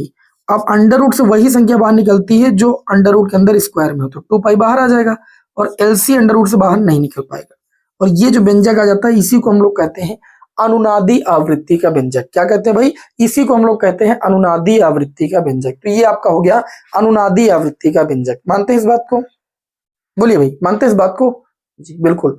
तो यही अनुनादी आवृत्ति का व्यंजक हो गया। अगला क्वेश्चन है आपका कि किसी शुद्ध प्रतिरोधक प्रत्यावर्ती धारा परिपथ में किसी, ध्यान से समझिए, शुद्ध प्रतिरोधक का मतलब आर सर्किट या आर परिपथ जिसे आप कहते हैं, आपको बताया गया भली बात, जब परिपथ में शुद्ध प्रतिरोध आर जुड़ा होता है तो विभवांतर और धारा के बीच जो कलांतर होता है वो कितना होता है 0 होता है, क्योंकि इस स्थिति में ये क्या होते हैं समान कला में होते हैं। क्या होते हैं ये V और I के बीच जो ग्राफ होता है वो एक सीधी रेखा होता है, अर्थात V और I वोल्टेज और धारा ये समान कला में होते हैं जब सर्किट आर होता है। अच्छा, जब सर्किट आपका कौन सा होता है सी सर्किट होता है तो आपको ये बताया गया है कि सी सर्किट में धारा अग्रगामी होती है वोल्टेज से, यानी वोल्टेज आपका पश्चगामी होता है, और एल सर्किट होता है तो जो वोल्टेज होता है वो धारा से 90 डिग्री आपका अग्रगामी होता है। इसमें धारा, सी सर्किट में धारा अग्रगामी होती है, वोल्टेज 90 डिग्री पश्चगामी होता है, और इसमें वोल्टेज 90 डिग्री अग्रगामी होता है, धारा 90 डिग्री पश्चगामी होती है। और सर्किट अगर आर होता है, शुद्ध प्रतिरोध अगर जुड़ा हो परिपथ में, तो धारा और वोल्टेज समान कला में होते हैं, अर्थात उनके बीच जो कलांतर होता है वो 0 होता है। इस क्वेश्चन में यही पूछा गया था कि किसी शुद्ध प्रतिरोधक प्रत्यावर्ती धारा परिपथ में विभव और धारा में कलांतर कितना होता है, तो आप कहेंगे 0 होता है। अगले क्वेश्चन की ओर हम लोग बढ़ते हैं, और अगला क्वेश्चन है कि एलसीआर परिपथ में प्रत्यावर्ती धारा के स्रोत से जोड़ा गया है अनुनाद की स्थिति में लगाए गए विभवांतर और प्रवाहित धारा में कलांतर ज्ञात कीजिए। देखिए, जब एलसीआर परिपथ होता है तो जब हम लोग tan फाई लगाते हैं, tan फाई बराबर होता है XL माइनस XC बटे में R, यही तो आता है कलांतर के व्यंजक में। तो चूंकि देखिए अनुनाद की स्थिति एलसीआर परिपथ में तो XL XC हो जाएगा बराबर, तो बराबर होने के मतलब 0 हो जाएगा, 0/R, तो फाई की वैल्यू कितनी आ जाएगी, यहाँ पर 0 आपकी आ जाएगी। मतलब एलसीआर परिपथ में अनुनाद की स्थिति में अगर कलांतर वी और आई के बीच की बात की जाएगी तो वह शून्य आपका हो जाएगा। अभी मैंने ये बात बताई भी थी। अगला क्वेश्चन है आपका कि एल, सी तथा आर क्रमशः स्वाप्रेरकत्व, धारिता और प्रतिरोध को व्यक्त करते हैं, तो निम्नलिखित सूत्रों में किसका विमीय सूत्र आवृत्ति का नहीं है। अब आपको बताना कि आवृत्ति का निम्नलिखित में से आप देखिए आपको दिए गए हैं, 1/, आपका आर सी दिया गया है, इसका विमीय सूत्र आपको चेक करना पड़ेगा। R/L का विमीय सूत्र आपको चेक करना पड़ेगा। 1/√LC का विमीय सूत्र आपको चेक करना पड़ेगा। और C/L, ये आपको 4 ऑप्शन दिए गए। उन्होंने कहा कि निम्नलिखित सूत्र में से किसका विमीय सूत्र आवृत्ति का नहीं, मतलब एक आवृत्ति का नहीं होगा, बाकी 3 आवृत्ति के होंगे। जब आप इस देखो आवृत्ति का मात्रक क्या होता है तो आप कहेंगे हर्ट्ज होता है। आवृत्ति का मात्रक क्या होता है तो आप कहेंगे हर्ट्ज होता है। अच्छा, आवृत्ति का मात्रक हर्ट्ज भी होता है और आवृत्ति का मात्रक प्रति सेकंड भी होता है ना, सेकंड की पावर -1 भी होता है। तो अगर अभी हम बात करें आरसी, तो आरसी का अभी हम लोग सॉल्व कर चुके थे। इसका देखिए लिख सकते हैं आर को V/I 1/वोल्ट प्रति एम्पियर, और आवेश को कितना लिख सकते हैं, एम्पियर सेकंड प्रति, भाई गुलाम है। सी क्या धारिता, सी बराबर Q/V, Q बराबर IT अपन में V का मात्रक V, V से V कैंसिल, A से कैंसिल, ये 1/T हो जाएगा। 1/T, इसका मतलब ये T की पावर -1 हो जाएगा, और T की पावर -1 हो गया, मतलब ये आवृत्ति का मात्रक हो गया। तो ये जो होगा पहला ऑप्शन आवृत्ति के मात्रक को व्यक्त करेगा।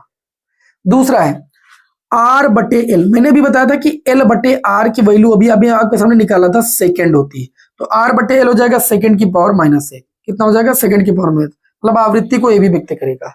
अभी मैंने √LC का मतलब निकाला था, सेकंड आया था, अभी हमने देखा था, इसको भी मैंने निकाला था 1/2 मतलब सेकंड की पावर -1, मतलब ये भी आवृत्ति को व्यक्त करेगा। अब बचा है ऑप्शन नंबर 4, ये आवृत्ति को व्यक्त नहीं करेगा, और यही सही विकल्प हो जाएगा। बताइए, बात आई समझ में कि नहीं आई? अब लगातार जो देख रहा है वो समझ गया होगा भाई, ने लगा होगा सर जी, तो ऊपर निकाल दिए। आगे दिया समय T की बीमा नहीं है, इनको तो चारों को अच्छे से समझ ही लेना चाहिए आपको। फिर आपको 4 विकल्प दिए गए और बोला गया है प्रश्न में कि बताइए T की विमा नहीं है। देखो एक दिया गया L/R तो T की विमा है, ये अभी मैंने बताया। RC भी T की विमा है, ठीक है। √LC भी मैंने अभी सिद्ध करके बताया था कि T के बराबर है। अब इसमें जो है R/C, इसको आप निकाल के देख लो, ये T के बराबर नहीं, ठीक। ये तीनों की विमा भी मैंने बताई थी कि समय होती है, तो इसमें इन्होंने यही पूछा है कि T विमा नहीं है R/C की, R/C की बीमा T नहीं, बाकी तीनों की बीमा T है। बात समझ में कि नहीं? तो इस तरह के क्वेश्चन जो होते हैं वो प्रत्यावर्ती धारा चैप्टर में पूछे जाते हैं। चलिए भाई, अब आगे हम लोग बढ़ते हैं 8वें चैप्टर की ओर, ठीक है। टोटल कितने चैप्टर पढ़ाने हैं हम लोगों को? 14 चैप्टर के बहुविकल्पीय प्रश्न पढ़ने हैं। चलिए भाई आगे हम लोग बढ़ते हैं। तो अगले जो मतलब चैप्टर नंबर 8 है, इससे जो आपसे प्रश्न आपके एग्जाम में आता है वो तो एक ट्रिक से ही ज्यादातर आता है। देखिए तरंग दैर्ध्य का जो वैद्युत चुंबकीय तरंग है, इनके तरंग दैर्ध्य का बढ़ता हुआ क्रम, ठीक, और आवृत्ति का बढ़ता हुआ घटता क्रम, एक ट्रिक आप अपनी कॉपी पर नोट कर लीजिएगा, और वो उस ट्रिक से आपके एग्जाम में क्वेश्चन जरूर बनेगा। मैं पहले उस ट्रिक को बताता हूं, फिर क्वेश्चन आपके सामने कराता हूं।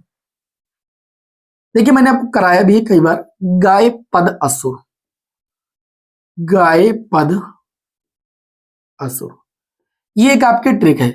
मतलब गामा किरणें, एक्स किरणें, पराबैंगनी, दृश्य, औरत, सूक्ष्म, रेडियो तरंगे, ये जो है ये तरंग दैर्ध्य का बढ़ता क्रम है, तरंग दैर्ध्य का बढ़ता क्रम। इसका सीधा मतलब है कि रेडियो तरंगों की जो तरंग दैर्ध्य होती है वो सबसे ज्यादा होती है, और सबसे कम किसकी होती है? गामा किरणों की।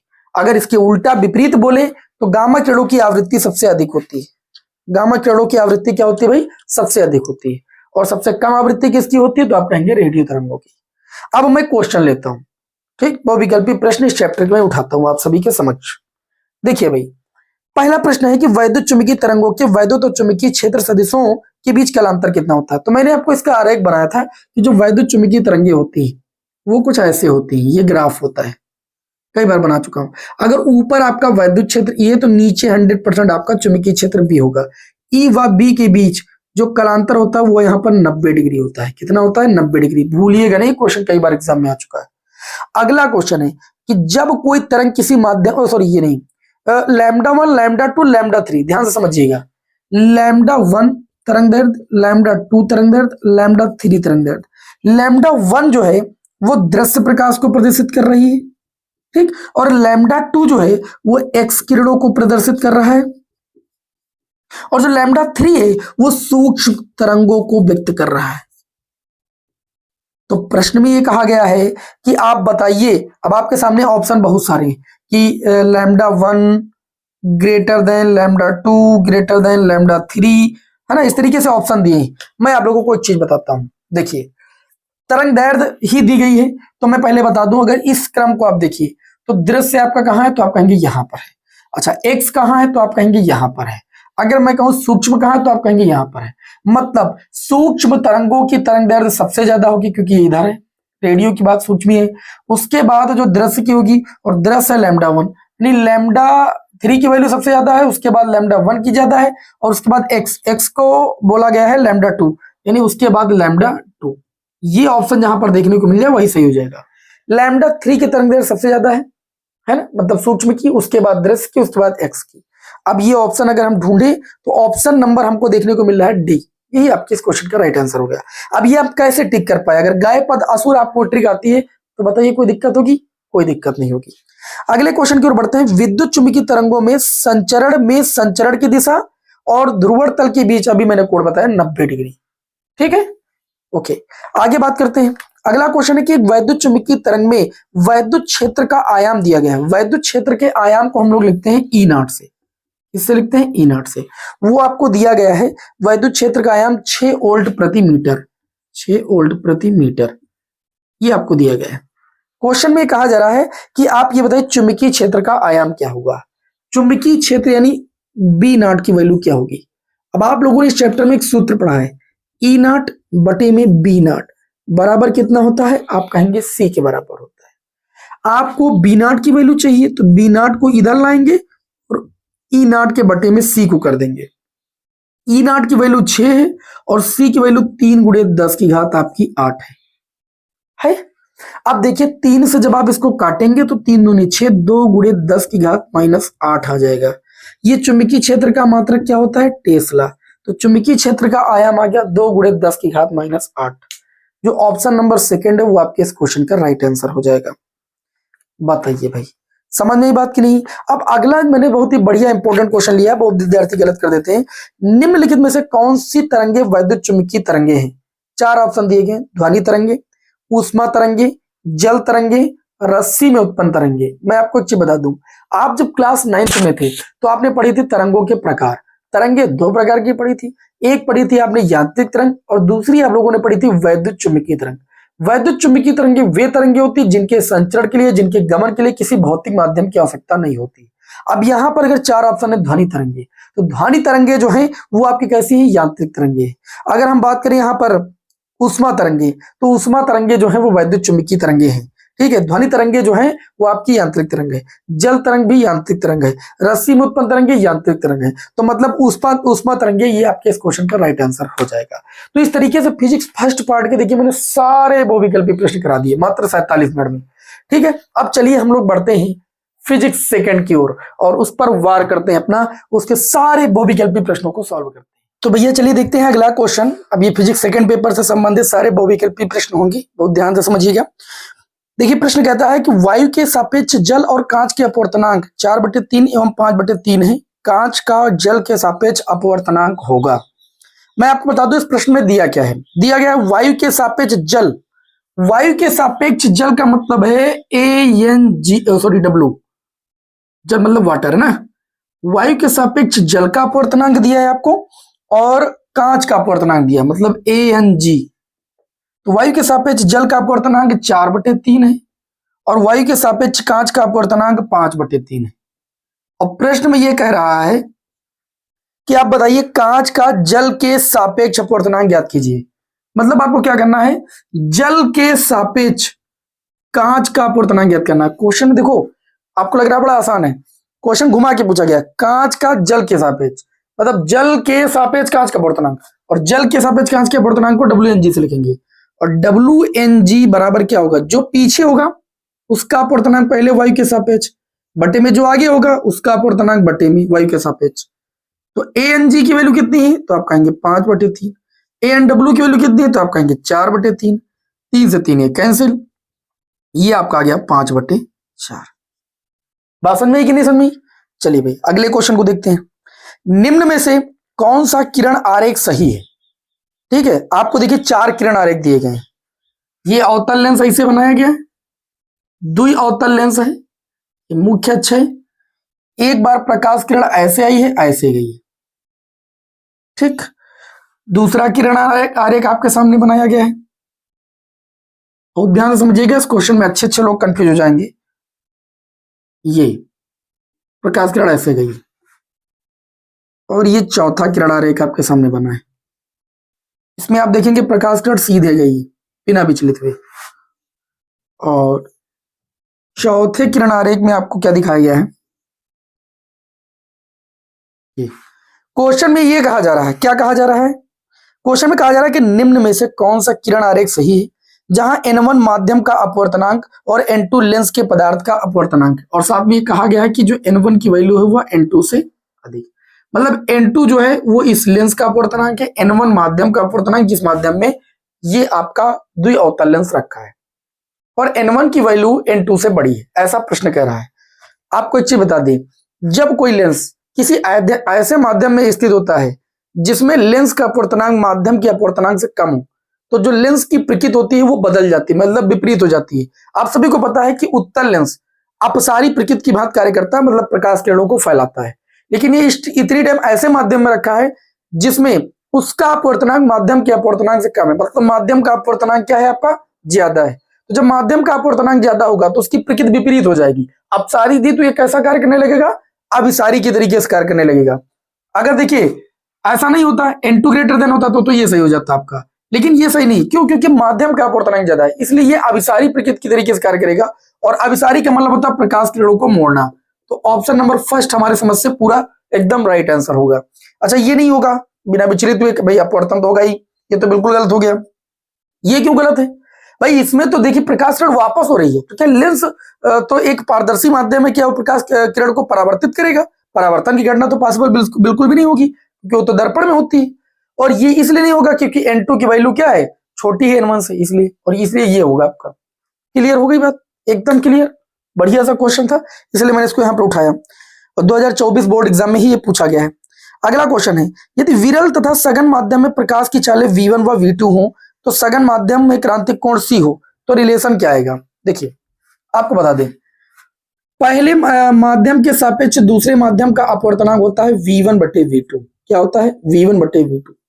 इन्होंने कहा ऊपर आपका जैसे विरल माध्यम है, नीचे आपका सघन माध्यम है, तो सघन माध्यम में जो क्रांतिक कोण है वो c, अगर ये क्रांतिक कोण c होगा तो विरल माध्यम में अपवर्तन कोण 90 डिग्री होगा। एकदम क्लियर है।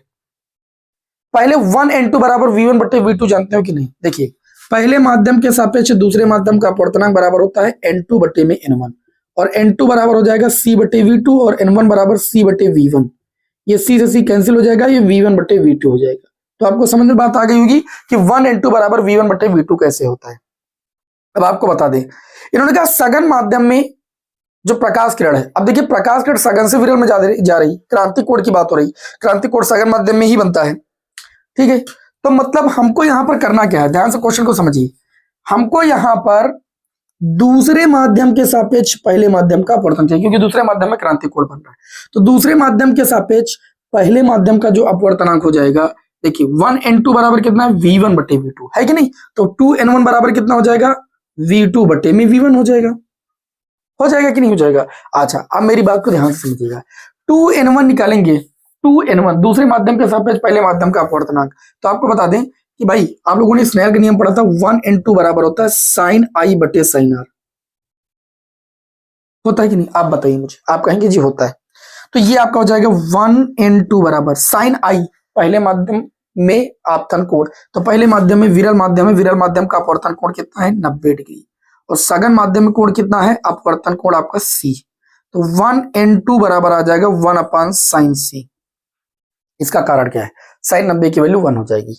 हमको यहां पर वैल्यू चाहिए 2n1 की, या 1n2 से भी आप निकाल सकते थे, कोई दिक्कत नहीं। तो 2n1 चाहिए, 1n2 बराबर 1/sin c, तो 2n1 बराबर हो जाएगा आपका sin c। कितना हो जाएगा? sin c बराबर v2 बटे कितना हो जाएगा? v1। v1 की वैल्यू यहां से निकालेंगे तो ये आ जाएगा v2 बटे में sin c। इसको ले सकते हैं V2 1/sin c होता है cosec c के बराबर।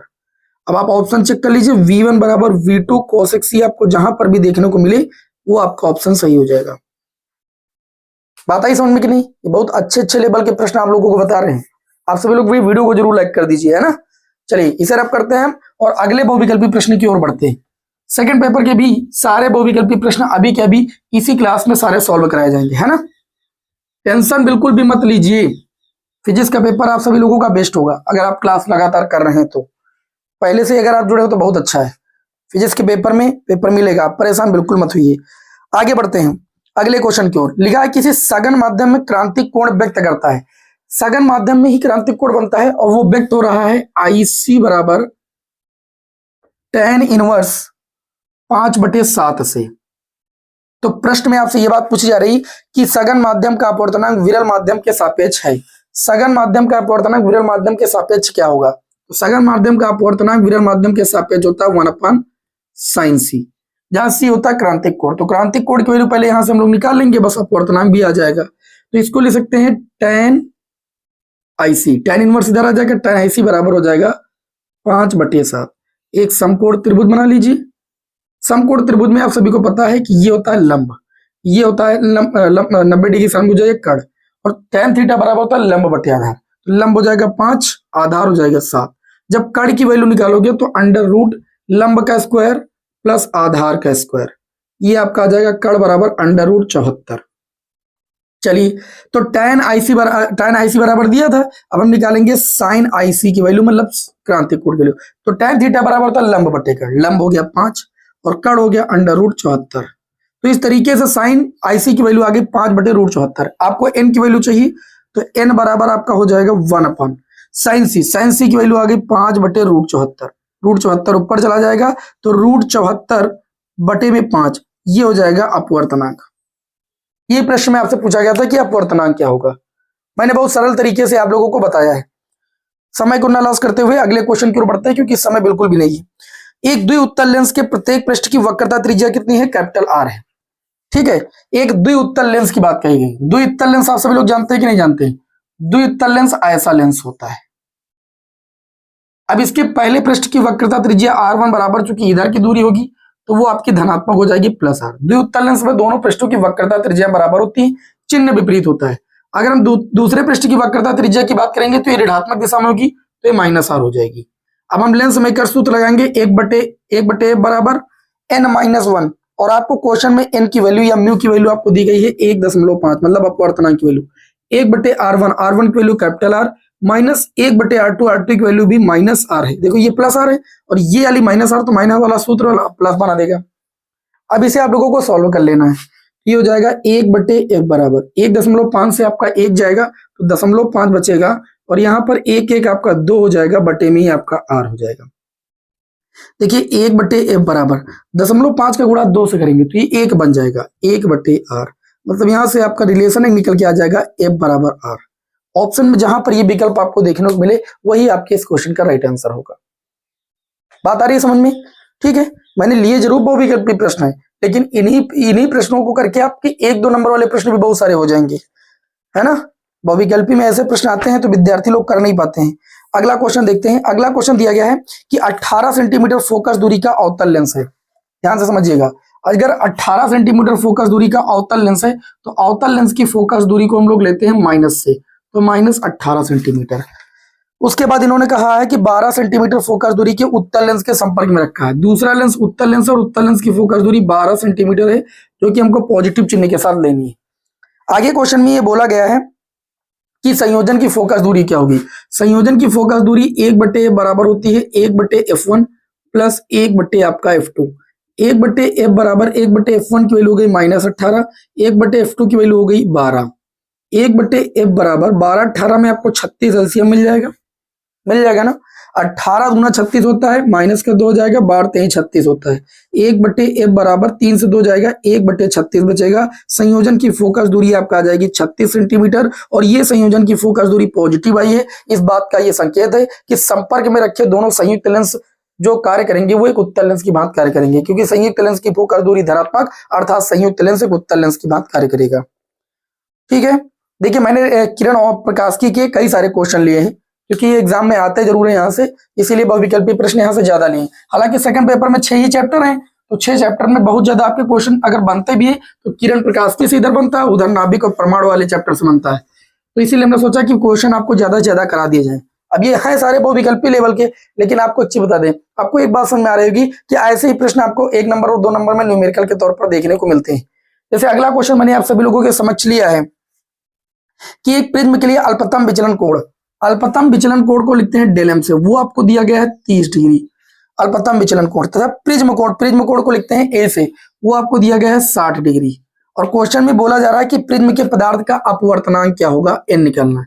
तो n बराबर आप लोगों ने सूत्र पढ़ा है sin a plus del m by 2, और बटे में आप लोगों ने पढ़ा है sin a बाई 2, पढ़ा है कि नहीं पढ़ा है? तो ये आपका हो जाएगा n बराबर sin a की बात करें तो वो आपका है 60 degree plus 30 degree, del m की वैल्यू बटे में 2, और बटे में sin a बाई 2 मतलब 60 बाई 2, तो ये आपका हो जाएगा n बराबर sin 60 30 90, 90 का आधा कितना 45 डिग्री, बटे में sin 60 बटे 2 का मतलब sin 30 डिग्री, sin 45 डिग्री की वैल्यू हो जाएगी 1/√2 और sin 30 की वैल्यू हो जाएगी 1/2, 2 ऊपर चला जाएगा, अपान में √2 हो जाएगा, √2 से 2 को काटोगे √2 आ जाएगा। मतलब हम लोग ये चीज कह सकते हैं कि अपवर्तनांक की वैल्यू √2 हो जाएगी, या √2 की वैल्यू 1.414, ऐसा भी आप ऑप्शन में देख के लिख सकते हैं, √2 ऑप्शन में दिया है, यही आपके क्वेश्चन का राइट आंसर हो जाएगा। अगले क्वेश्चन की ओर हम लोग बढ़ते हैं। हमने कहा कि कोई भी प्रकार का समय बर्बाद नहीं करेंगे, जिससे कम समय में 14 चैप्टर के सारे महत्वपूर्ण बहुविकल्पी प्रश्न समाप्त हो जाएं।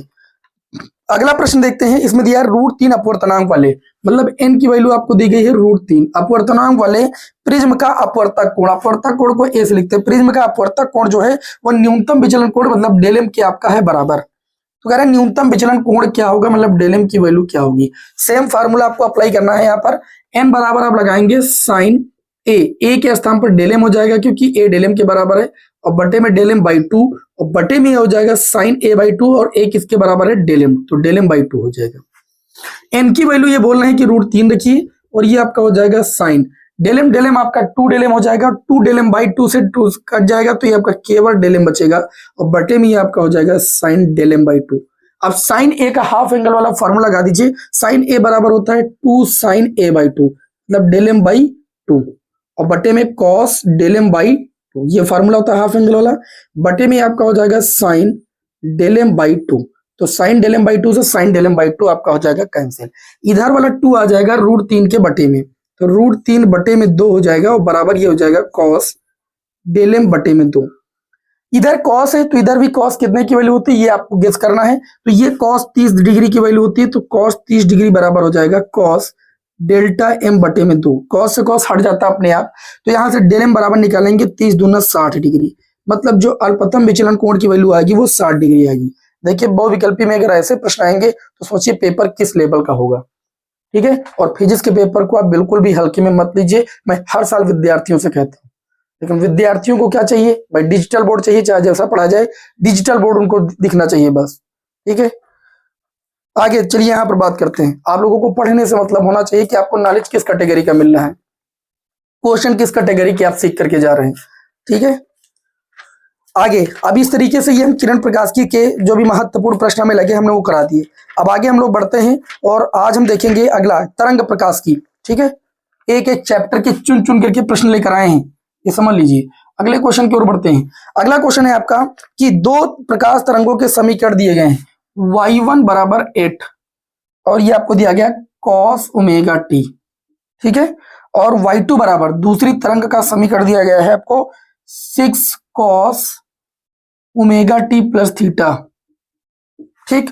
प्रश्न में कहा जा रहा है इनके अध्यारोपण से उत्पन्न परिणामी तरंग की न्यूनतम और अधिकतम तीव्रताओं का अनुपात ज्ञात कीजिए।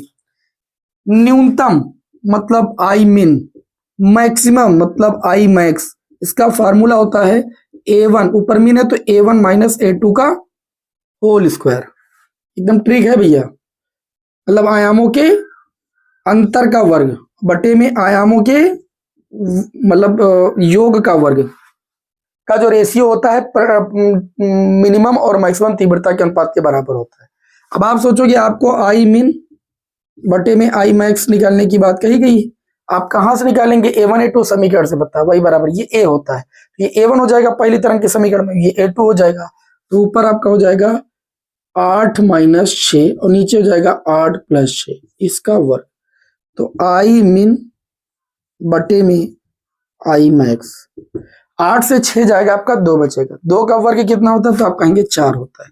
8 6 कितना हो जाएगा तो 8 से 14, 14 का वर्ग कितना होता है 196।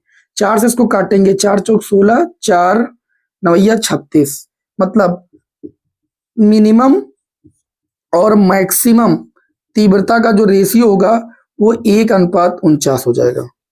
कितना हो जाएगा 1:49। और ये प्रश्न 1-2 नंबर में भी आते हैं, आप देख लीजिएगा।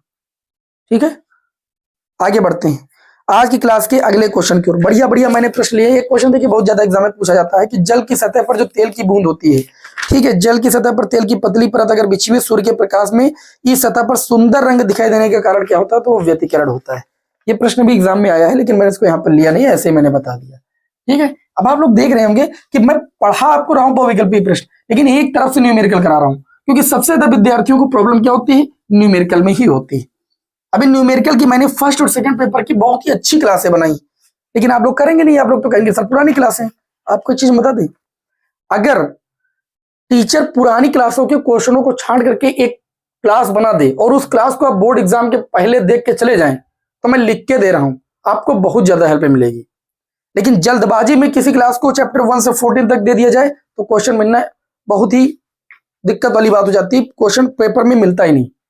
इसलिए मैंने आप लोगों के लिए जो है क्या किया है, पुरानी क्लासों को ऐड करके जो है क्लास बनाई है न्यूमेरिकल की। अगर उसे आप कर ले, उसमें कोई भी फालतू बकवास नहीं, जितनी भी बीच में कुछ बातें बोलते हैं उनको सबको कट कर दिया गया, क्वेश्चन पर क्वेश्चन, क्वेश्चन पर क्वेश्चन, क्वेश्चन पर क्वेश्चन, क्योंकि आपके पास आज ही का समय है, कल तो पेपर है आपका, तो कम से कम उनका रिवीजन तो आप कर लें। ठीक, बहुत ही बढ़िया बढ़िया प्रश्न लिए चैप्टर 1 से लेकर चैप्टर 14 तक की क्लास करके जरूर जाइएगा।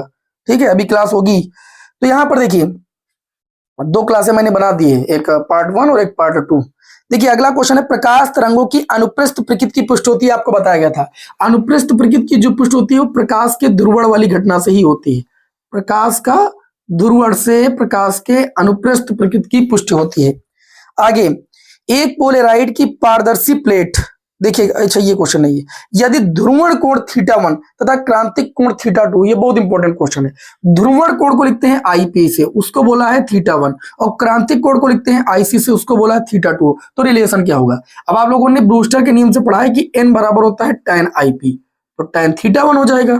ठीक, और क्रांतिक कोण से पढ़ा है n बराबर 1/sin C, और C के sin C के स्थान पर आपका हो जाएगा θ2। अब इन दोनों समीकरणों से देखेंगे, समीकरण 1 व 2 से, समीकरण ये 1 हो गई, ये 2 हो गई। समीकरण 1 व 2 से हमें क्या देखने को मिलेगा? दोनों अपवर्तनांक LHS LHS बराबर, तो RHS RHS भी बराबर हो जाएंगे। मतलब tan θ1 बराबर हो जाएगा 1/sin θ, sin θ2 को इधर ले आएंगे और इधर हो जाएगा 1/tan θ1, और tan θ1 होता है cot θ1 के बराबर, तो sin θ2 बराबर ये हो जाएगा cot θ1। ये रिलेशन आपको देखने को बहुविकल्पी में मिल जाएगा। ऑप्शन नंबर 3 इस क्वेश्चन का राइट आंसर हो जाएगा। बताइए भाई, क्वेश्चनों में दम है ना? बढ़िया बढ़िया क्वेश्चन आप लोगों के समक्ष हम ले रहे हैं कि नहीं ले रहे हैं? बताइए भाई। अगला क्वेश्चन है कि प्रकाश विद्युत प्रभाव के प्रयोग में आपतित प्रकाश की आवृत्ति जो न्यू होती है वो निरोधी विभव न्यू नॉट के साथ, निरोधी विभव को V0 से व्यक्त करते हैं, कैपिटल V0 से, है ना। निरोधी विभव क्या होता है? वो न्यूनतम ऋण विभव होता है जिस पर प्रकाश विद्युत धारा शून्य हो जाती है, उसे हम लोग निरोधी विभव कहते हैं। इसको अंतक विभव के नाम से भी जानते हैं, एग्जाम में कई बार ये प्रश्न पूछा गया है। इन्होंने कहा खींचे गए ग्राफ की ढलान होती है, तो इसकी जो ढलान होती है न्यू और V0 के बीच वो H/E होती है। आप लोगों ने पढ़ा है बहुत अच्छे से। ठीक है, तो ऑप्शन नंबर बी आपके इस क्वेश्चन का राइट आंसर हो जाएगा। अगला क्वेश्चन है आपका कि किसी धात्विक पृष्ठ से इलेक्ट्रॉन तब उत्सर्जित होते हैं जब पृष्ठ पर आपतित प्रकाश की आवृत्ति अगर देहली आवृत्ति अर्थात एक न्यूनतम आवृत्ति से अधिक है, तभी प्रकाश मतलब इलेक्ट्रॉनों का क्या होगा? उत्सर्जन संभव है। तो इस क्वेश्चन में पूछा गया आपतित प्रकाश की आवृत्ति से क्या होना चाहिए? अधिक होना चाहिए, नहीं देहली आवृत्ति से अधिक होना चाहिए, तभी जो है क्या होगा? इलेक्ट्रॉन उत्सर्जित होंगे, अदरवाइज इलेक्ट्रॉन उत्सर्जित नहीं होंगे। ये प्रकाश विद्युत प्रभाव के नियम में भी आप लोगों ने पढ़ा है। अगला क्वेश्चन है आपका, प्रकाश इलेक्ट्रॉनों के लिए निरोधी विभव निर्भर करता है। ऑप्शन नंबर 1 है आपतित प्रकाश की तीव्रता पर, ऑप्शन नंबर 2 है आपतित प्रकाश की आवृत्ति एवं कैथोड के पदार्थ पर, और केवल कैथोड के पदार्थ पर केवल आपतित प्रकाश की आवृत्ति पर। यह क्वेश्चन भी कई बार एग्जाम में पूछा गया। इस क्वेश्चन का राइट आंसर है आपतित प्रकाश की आवृत्ति एवं कैथोड के पदार्थ पर। ठीक है, जो प्रकाश इलेक्ट्रॉनों के लिए निरोधी विभव होता है वो किस पर निर्भर करता है? आपतित प्रकाश की आवृत्ति और कैथोड के पदार्थ पर। अगले क्वेश्चन की ओर बढ़ते हैं। ये देखिए एक और बढ़िया चमकता धमकता क्वेश्चन आ चुका है कि जो आइंस्टीन के प्रकाश वैद्युत समीकरण में किस संरक्षण के नियम का पालन होता है? लेंज में पढ़ चुके हैं आप लोग और किरचॉफ के दोनों नियम में पढ़ चुके हैं किस संरक्षण का पालन होता है। आइंस्टीन समीकरण में किसके पालन होता है? तो ऊर्जा संरक्षण का पालन होता है। किसका होता है? ऊर्जा संरक्षण का। आप लोगों ने देखा भी है आइंस्टीन समीकरण में बताया गया कि जो फोटोन होता है वो अपनी कुल एनर्जी जो होता है इलेक्ट्रॉनों को दे देता है और इलेक्ट्रॉन वो एनर्जी दो प्रकार से व्यय करते हैं। तो यहाँ पर ऊर्जा का ही संरक्षण हुआ, इसीलिए आइंस्टीन समीकरण में याद रखिएगा ऊर्जा संरक्षण का के नियम का पालन होता है। भूलिएगा नहीं बेटा, बहुत इंपॉर्टेंट क्वेश्चन है। अब अगला क्वेश्चन है आपका फोटॉन के गतिज द्रव्यमान का सूत्र है। मैं आपको बता दूं गतिज द्रव्यमान का सूत्र। तो गतिज द्रव्यमान का सूत्र देखिए यहाँ पर चार ऑप्शन दिए गए, एच न्यू बटे सी, एच न्यू बटे सी स्क्वायर, एच न्यू बटे आपका न्यू दिया गया सी स्क्वायर बटे न्यू। तो आप इसे जब सॉल्व करेंगे तो ये आपका आ जाएगा एच न्यू बटे सी स्क्वायर। ये क्वेश्चन भी बोर्ड एग्जाम में कई बार हो चुका है, प्रीवियस पेपर में सॉल्व करा चुका, इसलिए मैं डायरेक्ट बता रहा हूँ। आगे देखिए भाई, निम्न कण एक ही वेग से गतिमान है। देखिए चार कण है, बीटा कण है, बीटा कण को इलेक्ट्रॉन भी बोलते हैं, और प्रोटॉन, न्यूट्रॉन और अल्फा कण है, गतिमान है, एक ही वेग से गतिमान, मतलब सबका एक वेग एक ही है। तो अधिकतम डी ब्रोगली तरंग दैर्ध्य वाला कण क्या होगा? तो डी ब्रोगली तरंग दैर्ध्य लैम्डा बराबर होता है एच बटे में एमवी। क्या होता है? एच बटे में एमवी। अगर सभी कणों का वेग नियत है, वेग बराबर है, तो इसका मतलब जो लैम्डा होगा वो उसके द्रव्यमान पर निर्भर करेगा। और मैं एक चीज बता दूं, बीटा कण, अल्फा कण और क्या कहते हैं इसमें कौन सा, न्यूट्रॉन और प्रोटॉन, सबसे ज्यादा द्रव्यमान किसका होता है? अल्फा कण का, फिर न्यूट्रॉन का, फिर प्रोटॉन का। इलेक्ट्रॉन, प्रोटॉन, न्यूट्रॉन में न्यूट्रॉन का द्रव्यमान सबसे ज्यादा होता है, लेकिन यहाँ पर अल्फा कण भी दिया गया है। तो अगर मैं बात करूं सबसे कम यहाँ पर किसका द्रव्यमान है, तो आप कहेंगे इलेक्ट्रॉन का या बीटा कण का। ठीक है, तो बीटा कण का अगर द्रव्यमान सबसे कम है तो उसकी तरंग दैर्ध्य सबसे क्या होगी? ज्यादा, क्योंकि तरंग दैर्ध्य द्रव्यमान की क्या है? व्युत्क्रमण पाती है। तो चारों ऑप्शन में बीटा कण आपका इस क्वेश्चन का राइट आंसर हो जाएगा, क्योंकि बीटा कण का द्रव्यमान सबसे कम है और द्रव्यमान जो है वो डी ब्रोगली तरंग दैर्ध्य के व्युत्क्रमण पाती है, इसलिए तरंग दैर्ध्य क्या हो जाएगी यहाँ पर? तरंग दैर्ध्य क्या हो जाएगी आपके यहाँ पर? सबसे ज्यादा हो जाएगी, है ना। आगे बढ़ते हैं, किसी अगले क्वेश्चन की ओर बढ़ते हैं। अगला जो क्वेश्चन दिया गया है कि इलेक्ट्रॉन और प्रोटॉन को समान विभवांतर से त्वरित किया जाता है। किससे? समान विभवांतर से। अगर एक इलेक्ट्रॉन है और एक प्रोटॉन है, प्रोटॉन को E+ लिख दो, समान विभवांतर से त्वरित करने का मतलब उनकी गतिज ऊर्जा EV जो हो जाएगी वो क्या हो जाएगी? आपस में बराबर हो जाएगी। गतिज ऊर्जा क्या हो जाएगी? बराबर हो जाएगी, क्योंकि W बराबर ये क्यों अपन V बराबर W अपन क्यों से लिखा जाता है? W को K के बराबर मान लिया जाता है, K बराबर EV हो जाएगा। इलेक्ट्रॉन प्रोटॉन पर चार्ज बराबर होता है, इसलिए ई लिख दिया। ये मैंने क्वेश्चन सॉल्व कराया था आपको। त्वरित किया जाता है इनकी डी ब्रोगली तरंग दैर्ध्यों का अनुपात। देखिए अगर आप निकालेंगे लैम्डा ई बटे में लैम्डा पी, तो लैम्डा बराबर होता है एच बटे में एमवी। पढ़े हो कि नहीं पढ़े हो? एच बटे में एमवी। अब देखिए प्रोटॉन का, इसको M1 बोलिए, इसको M2 बोलिए, इसको V1 बोलिए, इसको V2 बोलिए, एच एच कैंसिल हो जाएगा। लैम्डा ई बटे में लैम्डा पी, ये क्वेश्चन 2 नंबर में भी आया है। M2 को ऊपर लेकर जाओ, V2 और बटे में M1 V1 लिखिए। समान विभवांतर से त्वरित किया जाता है, मतलब उसकी गति ऊर्जा बराबर है। अच्छा आप लोगों को एक चीज और बताया गया, तो मैं डायरेक्ट बता दूं। अब यहाँ पर आप हाफ मी स्क्वायर से V की वैल्यू निकालेंगे, चेंज करेंगे, तो आप लोगों ने सूत्र पढ़ा था लैम्डा बराबर H बटे में √2mk। ये आप लोगों ने एक सूत्र पढ़ा था गतिज ऊर्जा के फार्मूले के पदों में। तो सबसे बढ़िया ये है कि आप एक काम कीजिए, यहां से इसको हटाइए, यहां से तो आपको बहुत विस्तार करना पड़ेगा। अब देखिए V की वैल्यू निकालनी पड़ेगी गतिज ऊर्जा के फार्मूले से, फिर आप K के पदों में बदलोगे, तो इससे अच्छा है ये वाला डायरेक्ट फार्मूला लगा दीजिए। ठीक है, तो ये हो जाएगा लैम्डा ई के लिए, ये हो जाएगा लैम्डा प्रोटॉन के लिए H बटे में √2mk। अब देखिए ये हो जाएगा आपका Me इलेक्ट्रॉन का द्रव्यमान, ये प्रोटॉन का द्रव्यमान हो जाएगा, और गतिज ऊर्जा बराबर है, देख पा रहे, क्योंकि समान विभवांतर से त्वरित हो रहा है। तो जब दोनों को भाग करेंगे, समीकरण 1 को 2 से भाग करेंगे, तो लैम्डा ई बटे में लैम्डा पी बराबर H से H हो जाएगा कैंसिल, √2 से √2 कैंसिल, K से K भी कैंसिल, ये आपका आ जाएगा √MP, मतलब प्रोटॉन का द्रव्यमान बटे में इलेक्ट्रॉन का द्रव्यमान। ये भैया मैंने एकदम आसान तरीके से आपको बता दिया। ठीक है, रिलेशन ही पूछा गया था कि इलेक्ट्रॉन और प्रोटॉन को समान विभवांतर से त्वरित किया जाता है, तो इनकी डी ब्रोगली तरंग दैर्ध्यों का अनुपात क्या होगा? √λp बटे लैम्डा ई। ये क्वेश्चन आपको कई प्रकार से एग्जाम में देखने को मिलेगा। अगर आप प्रीवियस पेपर लगातार सॉल्व कर रहे होंगे तो आपको ये रटा होगा, क्योंकि मैंने कई बार आपको कराया है। ये प्रीवियस पेपर की पूरी प्लेलिस्ट बनी है, आपको देखना देख सकते हैं। ठीक है, आप चलिए हम सभी लोग आगे बढ़ते हैं अगले क्वेश्चन की ओर। अगले क्वेश्चन की ओर बढ़ते हैं बिना समय को लॉस किए हुए। क्लास अगर आपको पसंद आ रही है तो क्लास को जरूर लाइक कर दीजिए। आप सभी लोगों के लिए इतनी ज्यादा हम यहाँ पर व्हाइट बोर्ड पर मेहनत कर रहे हैं, तो आप सभी लोगों का दायित्व बनता है कि क्लास को जरूर लाइक कर दें।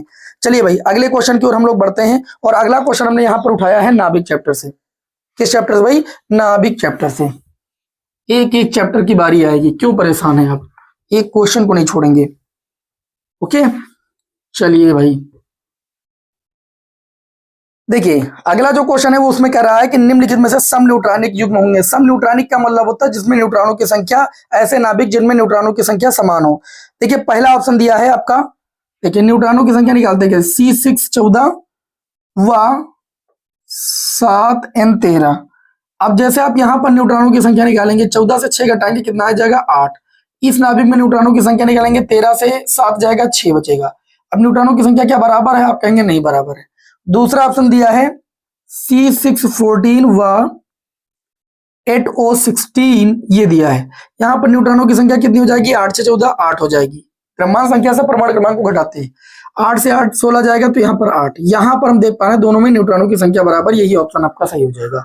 आगे चेक करने की कोई आवश्यकता नहीं, क्योंकि इसमें ये पूछा गया है निम्नलिखित में से सम न्यूट्रॉनिक युग्म कौन होंगे, यही होगा क्योंकि इसमें न्यूट्रॉनों की संख्या समान है। अगले क्वेश्चन की ओर बढ़े, किसी नाभिक से गामा किरणें उत्सर्जित होने पर परिवर्तित होती है। आप लोगों को एक बात बता दे रहे हैं, ये क्वेश्चन आ गया तो इसमें दो बातें बता रहे हैं। अल्फा कण उत्सर्जित होने पर, ध्यान से समझिएगा, जाओ, अल्फा कण अगर उत्सर्जित होता है किसी नाभिक से तो उसके परमाणु क्रमांक में, ध्यान से समझिएगा, परमाणु क्रमांक, अच्छा एक शॉर्ट भाषा में लिख देते हैं, परमाणु क्रमांक को किससे व्यक्त करते हैं, जेड से। तो जेड में 2 की कमी आती है, कितने की, 2 की कमी। अगर अल्फा कण किसी नाभिक से उत्सर्जित होता है तो परमाणु क्रमांक में 2 की कमी और परमाणु द्रव्यमान संख्या में 4 की कमी होती, ठीक। और अगर किसी नाभिक से बीटा कण उत्सर्जित होता है तो परमाणु क्रमांक जेड में 1 की कमी और या फिर वृद्धि दोनों हो सकती है, लेकिन ए में कोई परिवर्तन नहीं होगा। तीसरा, अगर गामा कण किसी नाभिक से उत्सर्जित होता है, याद रखिएगा, तो ना जेड में और ना ए में कोई परिवर्तन नहीं होगा, ना परमाणु क्रमांक में नाभिक के कोई परिवर्तन होगा, ना मतलब प्रोटॉनों की संख्या में, और ना ही द्रव्यमान संख्या में कोई परिवर्तन होगा, ना प्रोटॉन ना ही न्यूट्रॉन की संख्या में कोई भी परिवर्तन नहीं देखने को मिलेगा। ऑप्शन नंबर 4 इस क्वेश्चन का राइट आंसर हो जाएगा, याद रखिएगा। अगला क्वेश्चन है, एक नाभिकीय अभिक्रिया अभिव्यक्त करती है। देखिए ध्यान से, इसमें यहां पर दिया गया है 2He4 हीलियम नाभिक प्लस, आगे आपको दिया गया है ZXA, उसके बाद दिया गया है Z+2 YA+3 प्लस W। इसमें प्रश्न में पूछा जा रहा है, यही प्रश्न ना, पूछा जा रहा है कि W क्या है, इलेक्ट्रॉन है, प्रोटॉन है, न्यूट्रॉन है, पॉजिट्रॉन है। मैं आपको बता दूं, प्रोटॉन, देखिए जब इसकी स्किप क्रिया हो रही है तो 2+Z, मतलब परमाणु क्रमांक तो 2+Z पूरा हो गया, परमाणु क्रमांक यहाँ पर W के स्थान पर परमाणु क्रमांक में कुछ नहीं हुआ। अच्छा, यहाँ पर द्रव्यमान संख्या में 4 + A, तो यहाँ पर A+3, मतलब 1 की कमी, मतलब 1 इसके पास आ रहा है। और ये चीज जो व्यक्त होता है, इससे क्या व्यक्त होता है, न्यूट्रॉन। इसको किससे प्रदर्शित करते हैं, न्यूट्रॉन से, ठीक। इसलिए यहाँ पर सही ऑप्शन हो जाएगा न्यूट्रॉन। निम्न अभिक्रिया में X है, एक और अभिक्रिया दी गई है 2He4 + 7, ये 7 है भैया, 7N14, यहां पर 8O17 हम बोल सकते हैं प्लस X। क्वेश्चन में पूछा गया X क्या है, प्रोटॉन, न्यूट्रॉन, इलेक्ट्रॉन, ड्यूट्रॉन क्या है, आपको बताते हैं। 7 और 2 कितना होगा, 9, लेकिन यहाँ पर 8 है, मतलब X के स्थान पर जो भी तत्व निकला गया, जो भी निकलेगा उसका परमाणु क्रमांक 1 होगा। हीलियम में यहाँ पर देखिए द्रव्यमान संख्या 4 और 14 कितना होगा, 18, लेकिन यहाँ पर 17 है, मतलब यहाँ पर भी ऊपर भी 1 होगा, तो ये बनेगा 1N1, और 1N1 को हम लोग बोलते हैं प्रोटॉन। ऑप्शन नंबर आपका हो जाएगा फर्स्ट इस क्वेश्चन का राइट आंसर। अगला क्वेश्चन है, M1 और M2 द्रव्यमान के 2 नाभिक हैं। M1 और M2 द्रव्यमान के 2 नाभिक संलयन करते हैं आपस में और M द्रव्यमान का एक नाभिक बनाते हैं। इस अभिक्रिया में ऊर्जा भी उत्सर्जित होती है। इस संदर्भ में संबंध आप लोगों को पढ़ाया गया था कि किसी भी नाभिक का निर्माण जो होता है उसमें उपस्थित न्यूक्लियनों के द्रव्यमान से होता है, ठीक है। और जो नाभिक का वास्तविक द्रव्यमान होता है वो उसमें उपस्थित न्यूक्लियनों के द्रव्यमान से कुछ कम होता है। मतलब जो भी मिलकर के बना रहे हैं उनका द्रव्यमान हमेशा ज्यादा होगा कुछ, और इसी को हम लोग कहते हैं द्रव्यमान क्षति। ऑप्शन नंबर 2 इस क्वेश्चन का राइट आंसर होगा, ये बात आपको बताई गई है कई बार। चलिए अब हम लोग बढ़ते हैं अगले चैप्टर की ओर। और अगला हमारा लास्ट चैप्टर है, इसके महत्वपूर्ण कुछ प्रश्न देख लेते हैं, फिर बहुविकल्पी प्रश्न एक तरफ से समाप्त करते हैं। ठीक है, 0 केल्विन ताप पर शुद्ध अर्धचालक है, कई बार आपको बताया गया है, चालक, प्रतिरोधक, शक्ति स्रोत और विद्युत रोधी। 0 केल्विन ताप पर शुद्ध अर्धचालक जो होता है वो विद्युत रोधी होता है। ऑप्शन नंबर 4 इस क्वेश्चन का राइट आंसर होगा, भूलिएगा नहीं, मैंने कई बार अर्धचालक वाले चैप्टर की वन शॉट क्लास भी दी है, वहां पर भी है। पी टाइप अर्धचालक प्राप्त करने के लिए जर्मेनियम में थोड़ा सा अपद्रव्य मिलाया जाता है। तो पी टाइप अर्धचालक में 3 संयोजकता वाला अपद्रव्य मिलाया जाता है, और एन टाइप अर्धचालक में 5 संयोजकता वाला अपद्रव्य के रूप में पदार्थ मिलाया जाता है। ऑप्शन नंबर 3 इस क्वेश्चन का राइट आंसर हो जाएगा। इस क्वेश्चन में अगला जो क्वेश्चन ये पूछा गया है, देखिए बहुत ही इंपॉर्टेंट क्वेश्चन पूछा गया है आपसे। जो अगला क्वेश्चन है ध्यान से समझिएगा कि होल होता है, इलेक्ट्रॉन का प्रतिकरण होता है, सहसंयोजी आबंध से एक इलेक्ट्रॉन दूर छिटक जाने पर उत्पन्न रिक्ति होती है, रिक्ति ही तो होती है, बात खत्म। होल क्या होता है? रिक्त स्थान ही तो होता है। ऑप्शन नंबर 2 ही इस क्वेश्चन का राइट आंसर, आगे कुछ सोचने की जरूरत ही नहीं। अर्धचालक में संयोजकता बैंड एवं चालन बैंड के बीच ऊर्जा अंतराल सभी को पता है।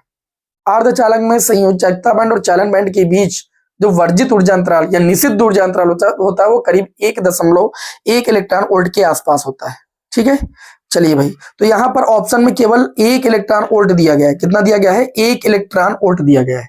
तो इस क्वेश्चन का राइट आंसर हो जाएगा 1 इलेक्ट्रॉन वोल्ट। अगर 1.1 दिया होता तो 1.1, और हीरे के लिए सबसे ज्यादा होता है 6 इलेक्ट्रॉन वोल्ट के आसपास। आगे ये उससे भी ज्यादा शायद होता है। आगे अगला क्वेश्चन, पीएन संधि डायपोड के अवक्षय परत में होते हैं। तो पीएन संधि डायपोड की अवक्षय परत होती कब बनती है? जब पी टाइप क्षेत्र को एन टाइप क्षेत्र के साथ मिलाया जाता है। तो कोटर इलेक्ट्रॉन कोटर की ओर जाते हैं, तब जाकर के बीच में एक परत का निर्माण होता है जिसे अवक्षय परत या उसको हासी परत के नाम से भी जानते हैं। और उस परत के अंदर ना तो इलेक्ट्रॉन होते हैं और ना ही कोटर होते हैं। ठीक है, ऑप्शन नंबर आपका हो जाएगा डी इस क्वेश्चन का राइट आंसर। अगला क्वेश्चन है ए व बी के बीच, अरे ए व बी के बीच नहीं, अगला क्वेश्चन है निम्न में से कौन सा पीएन संधि डायपोड उत्क्रम अभिनत में है? देखिए आप लोगों को मैं उत्क्रम अभिनत बता चुका हूं, आपको लो वोल्टेज हाई वोल्टेज के बारे में भी मैं जानकारी दे चुका हूं। ठीक है, चलिए इस क्वेश्चन को मैं हालांकि शॉर्ट वीडियो बना करके भी मैंने एक बार दिया है, पढ़ी है और कई विद्यार्थियों ने देखी भी है, बहुत ही हेल्पफुल वीडियो है, इसीलिए मैंने इस प्रश्न को यहाँ पर ले लिया। देखिए इसमें पूछा गया है कि 4, देखिए यहाँ पर चित्र में आपके सामने बना रहा हूं, बहुत ध्यान से समझिएगा, समझ लीजिए अच्छे से। एक क्वेश्चन यहां से बोर्ड एग्जाम में आ सकता है, इसीलिए मैं इसको यहां पर समझा रहा हूं। आपको इतना तो पता है ना कि पी क्षेत्र को जब बैटरी के धन सिरे से जोड़ते हैं और एन क्षेत्र को बैटरी के ऋण सिरे से जोड़ते हैं तो पीएन संधि डायपोड अग्र अभिनत में होता है। इतनी चीज तो आपको पता ही होनी चाहिए। यहाँ -5 वोल्ट है, यहाँ +5 वोल्ट है, यहाँ पर -10 वोल्ट है, और यहाँ पर ये पृथ्वी से कनेक्ट है मतलब V बराबर 0 है। ये भी पृथ्वी से कनेक्ट है मतलब V बराबर 0 है। यहाँ -12 वोल्ट है, और फिर ये आप देख सकते हैं अगला फिगर आप सभी लोगों के समक्ष बना हुआ है, और यहाँ पर प्लस का 10 वोल्ट है और यहाँ पर प्लस का 5 वोल्ट है। पूछा गया प्रश्न में से निम्न में से कौन सा पीएन संधि डायपोड उत्क्रम अभिनत में? देखिए मैं आपको एक चीज बता दूं, आप पहले V बराबर 0, V बराबर -10, कौन वैल्यू बढ़ी? तो आप कहेंगे ये वैल्यू बढ़ी। ये वैल्यू बड़ी होने का मतलब ये पॉजिटिव सिरा हो गया, हाई वोल्टेज हो गया। ये लो वोल्टेज यानी negative terminal, negative terminal N सिरे से, और ये पीएन संधि डायपोड का पी सिरा होता है, ये पॉजिटिव टर्मिनल से जुड़ा है, इसीलिए ये फॉरवर्ड बायस में होगा। किस बायस में होगा? फॉरवर्ड मतलब अग्र अभिनत में होगा। इसके उल्टा जुड़ा होता है तो वो क्या होता है भाई? आपका रिवर्स बायस में होता है। यहाँ पर एन सिरा देखिए -12 और -5 में -12 क्या है? छोटा है, और छोटी वैल्यू ऋण वोल्टेज को प्रदर्शित देती है। ऋण एन से जुड़ा है और पी पॉजिटिव से मतलब हाई वोल्टेज से जुड़ा है, इसी वजह से ये भी आपका फॉरवर्ड बायस में होगा। ठीक, यहां पर देखिए एन सिरा +5 और +10 में +5 छोटा है, छोटी वैल्यू ऋण को व्यक्त करती है, ऋण एन से जुड़ा है और हाई पी से जुड़ा है पॉजिटिव टर्मिनल से, इसका मतलब ये भी फॉरवर्ड बायस में होगा।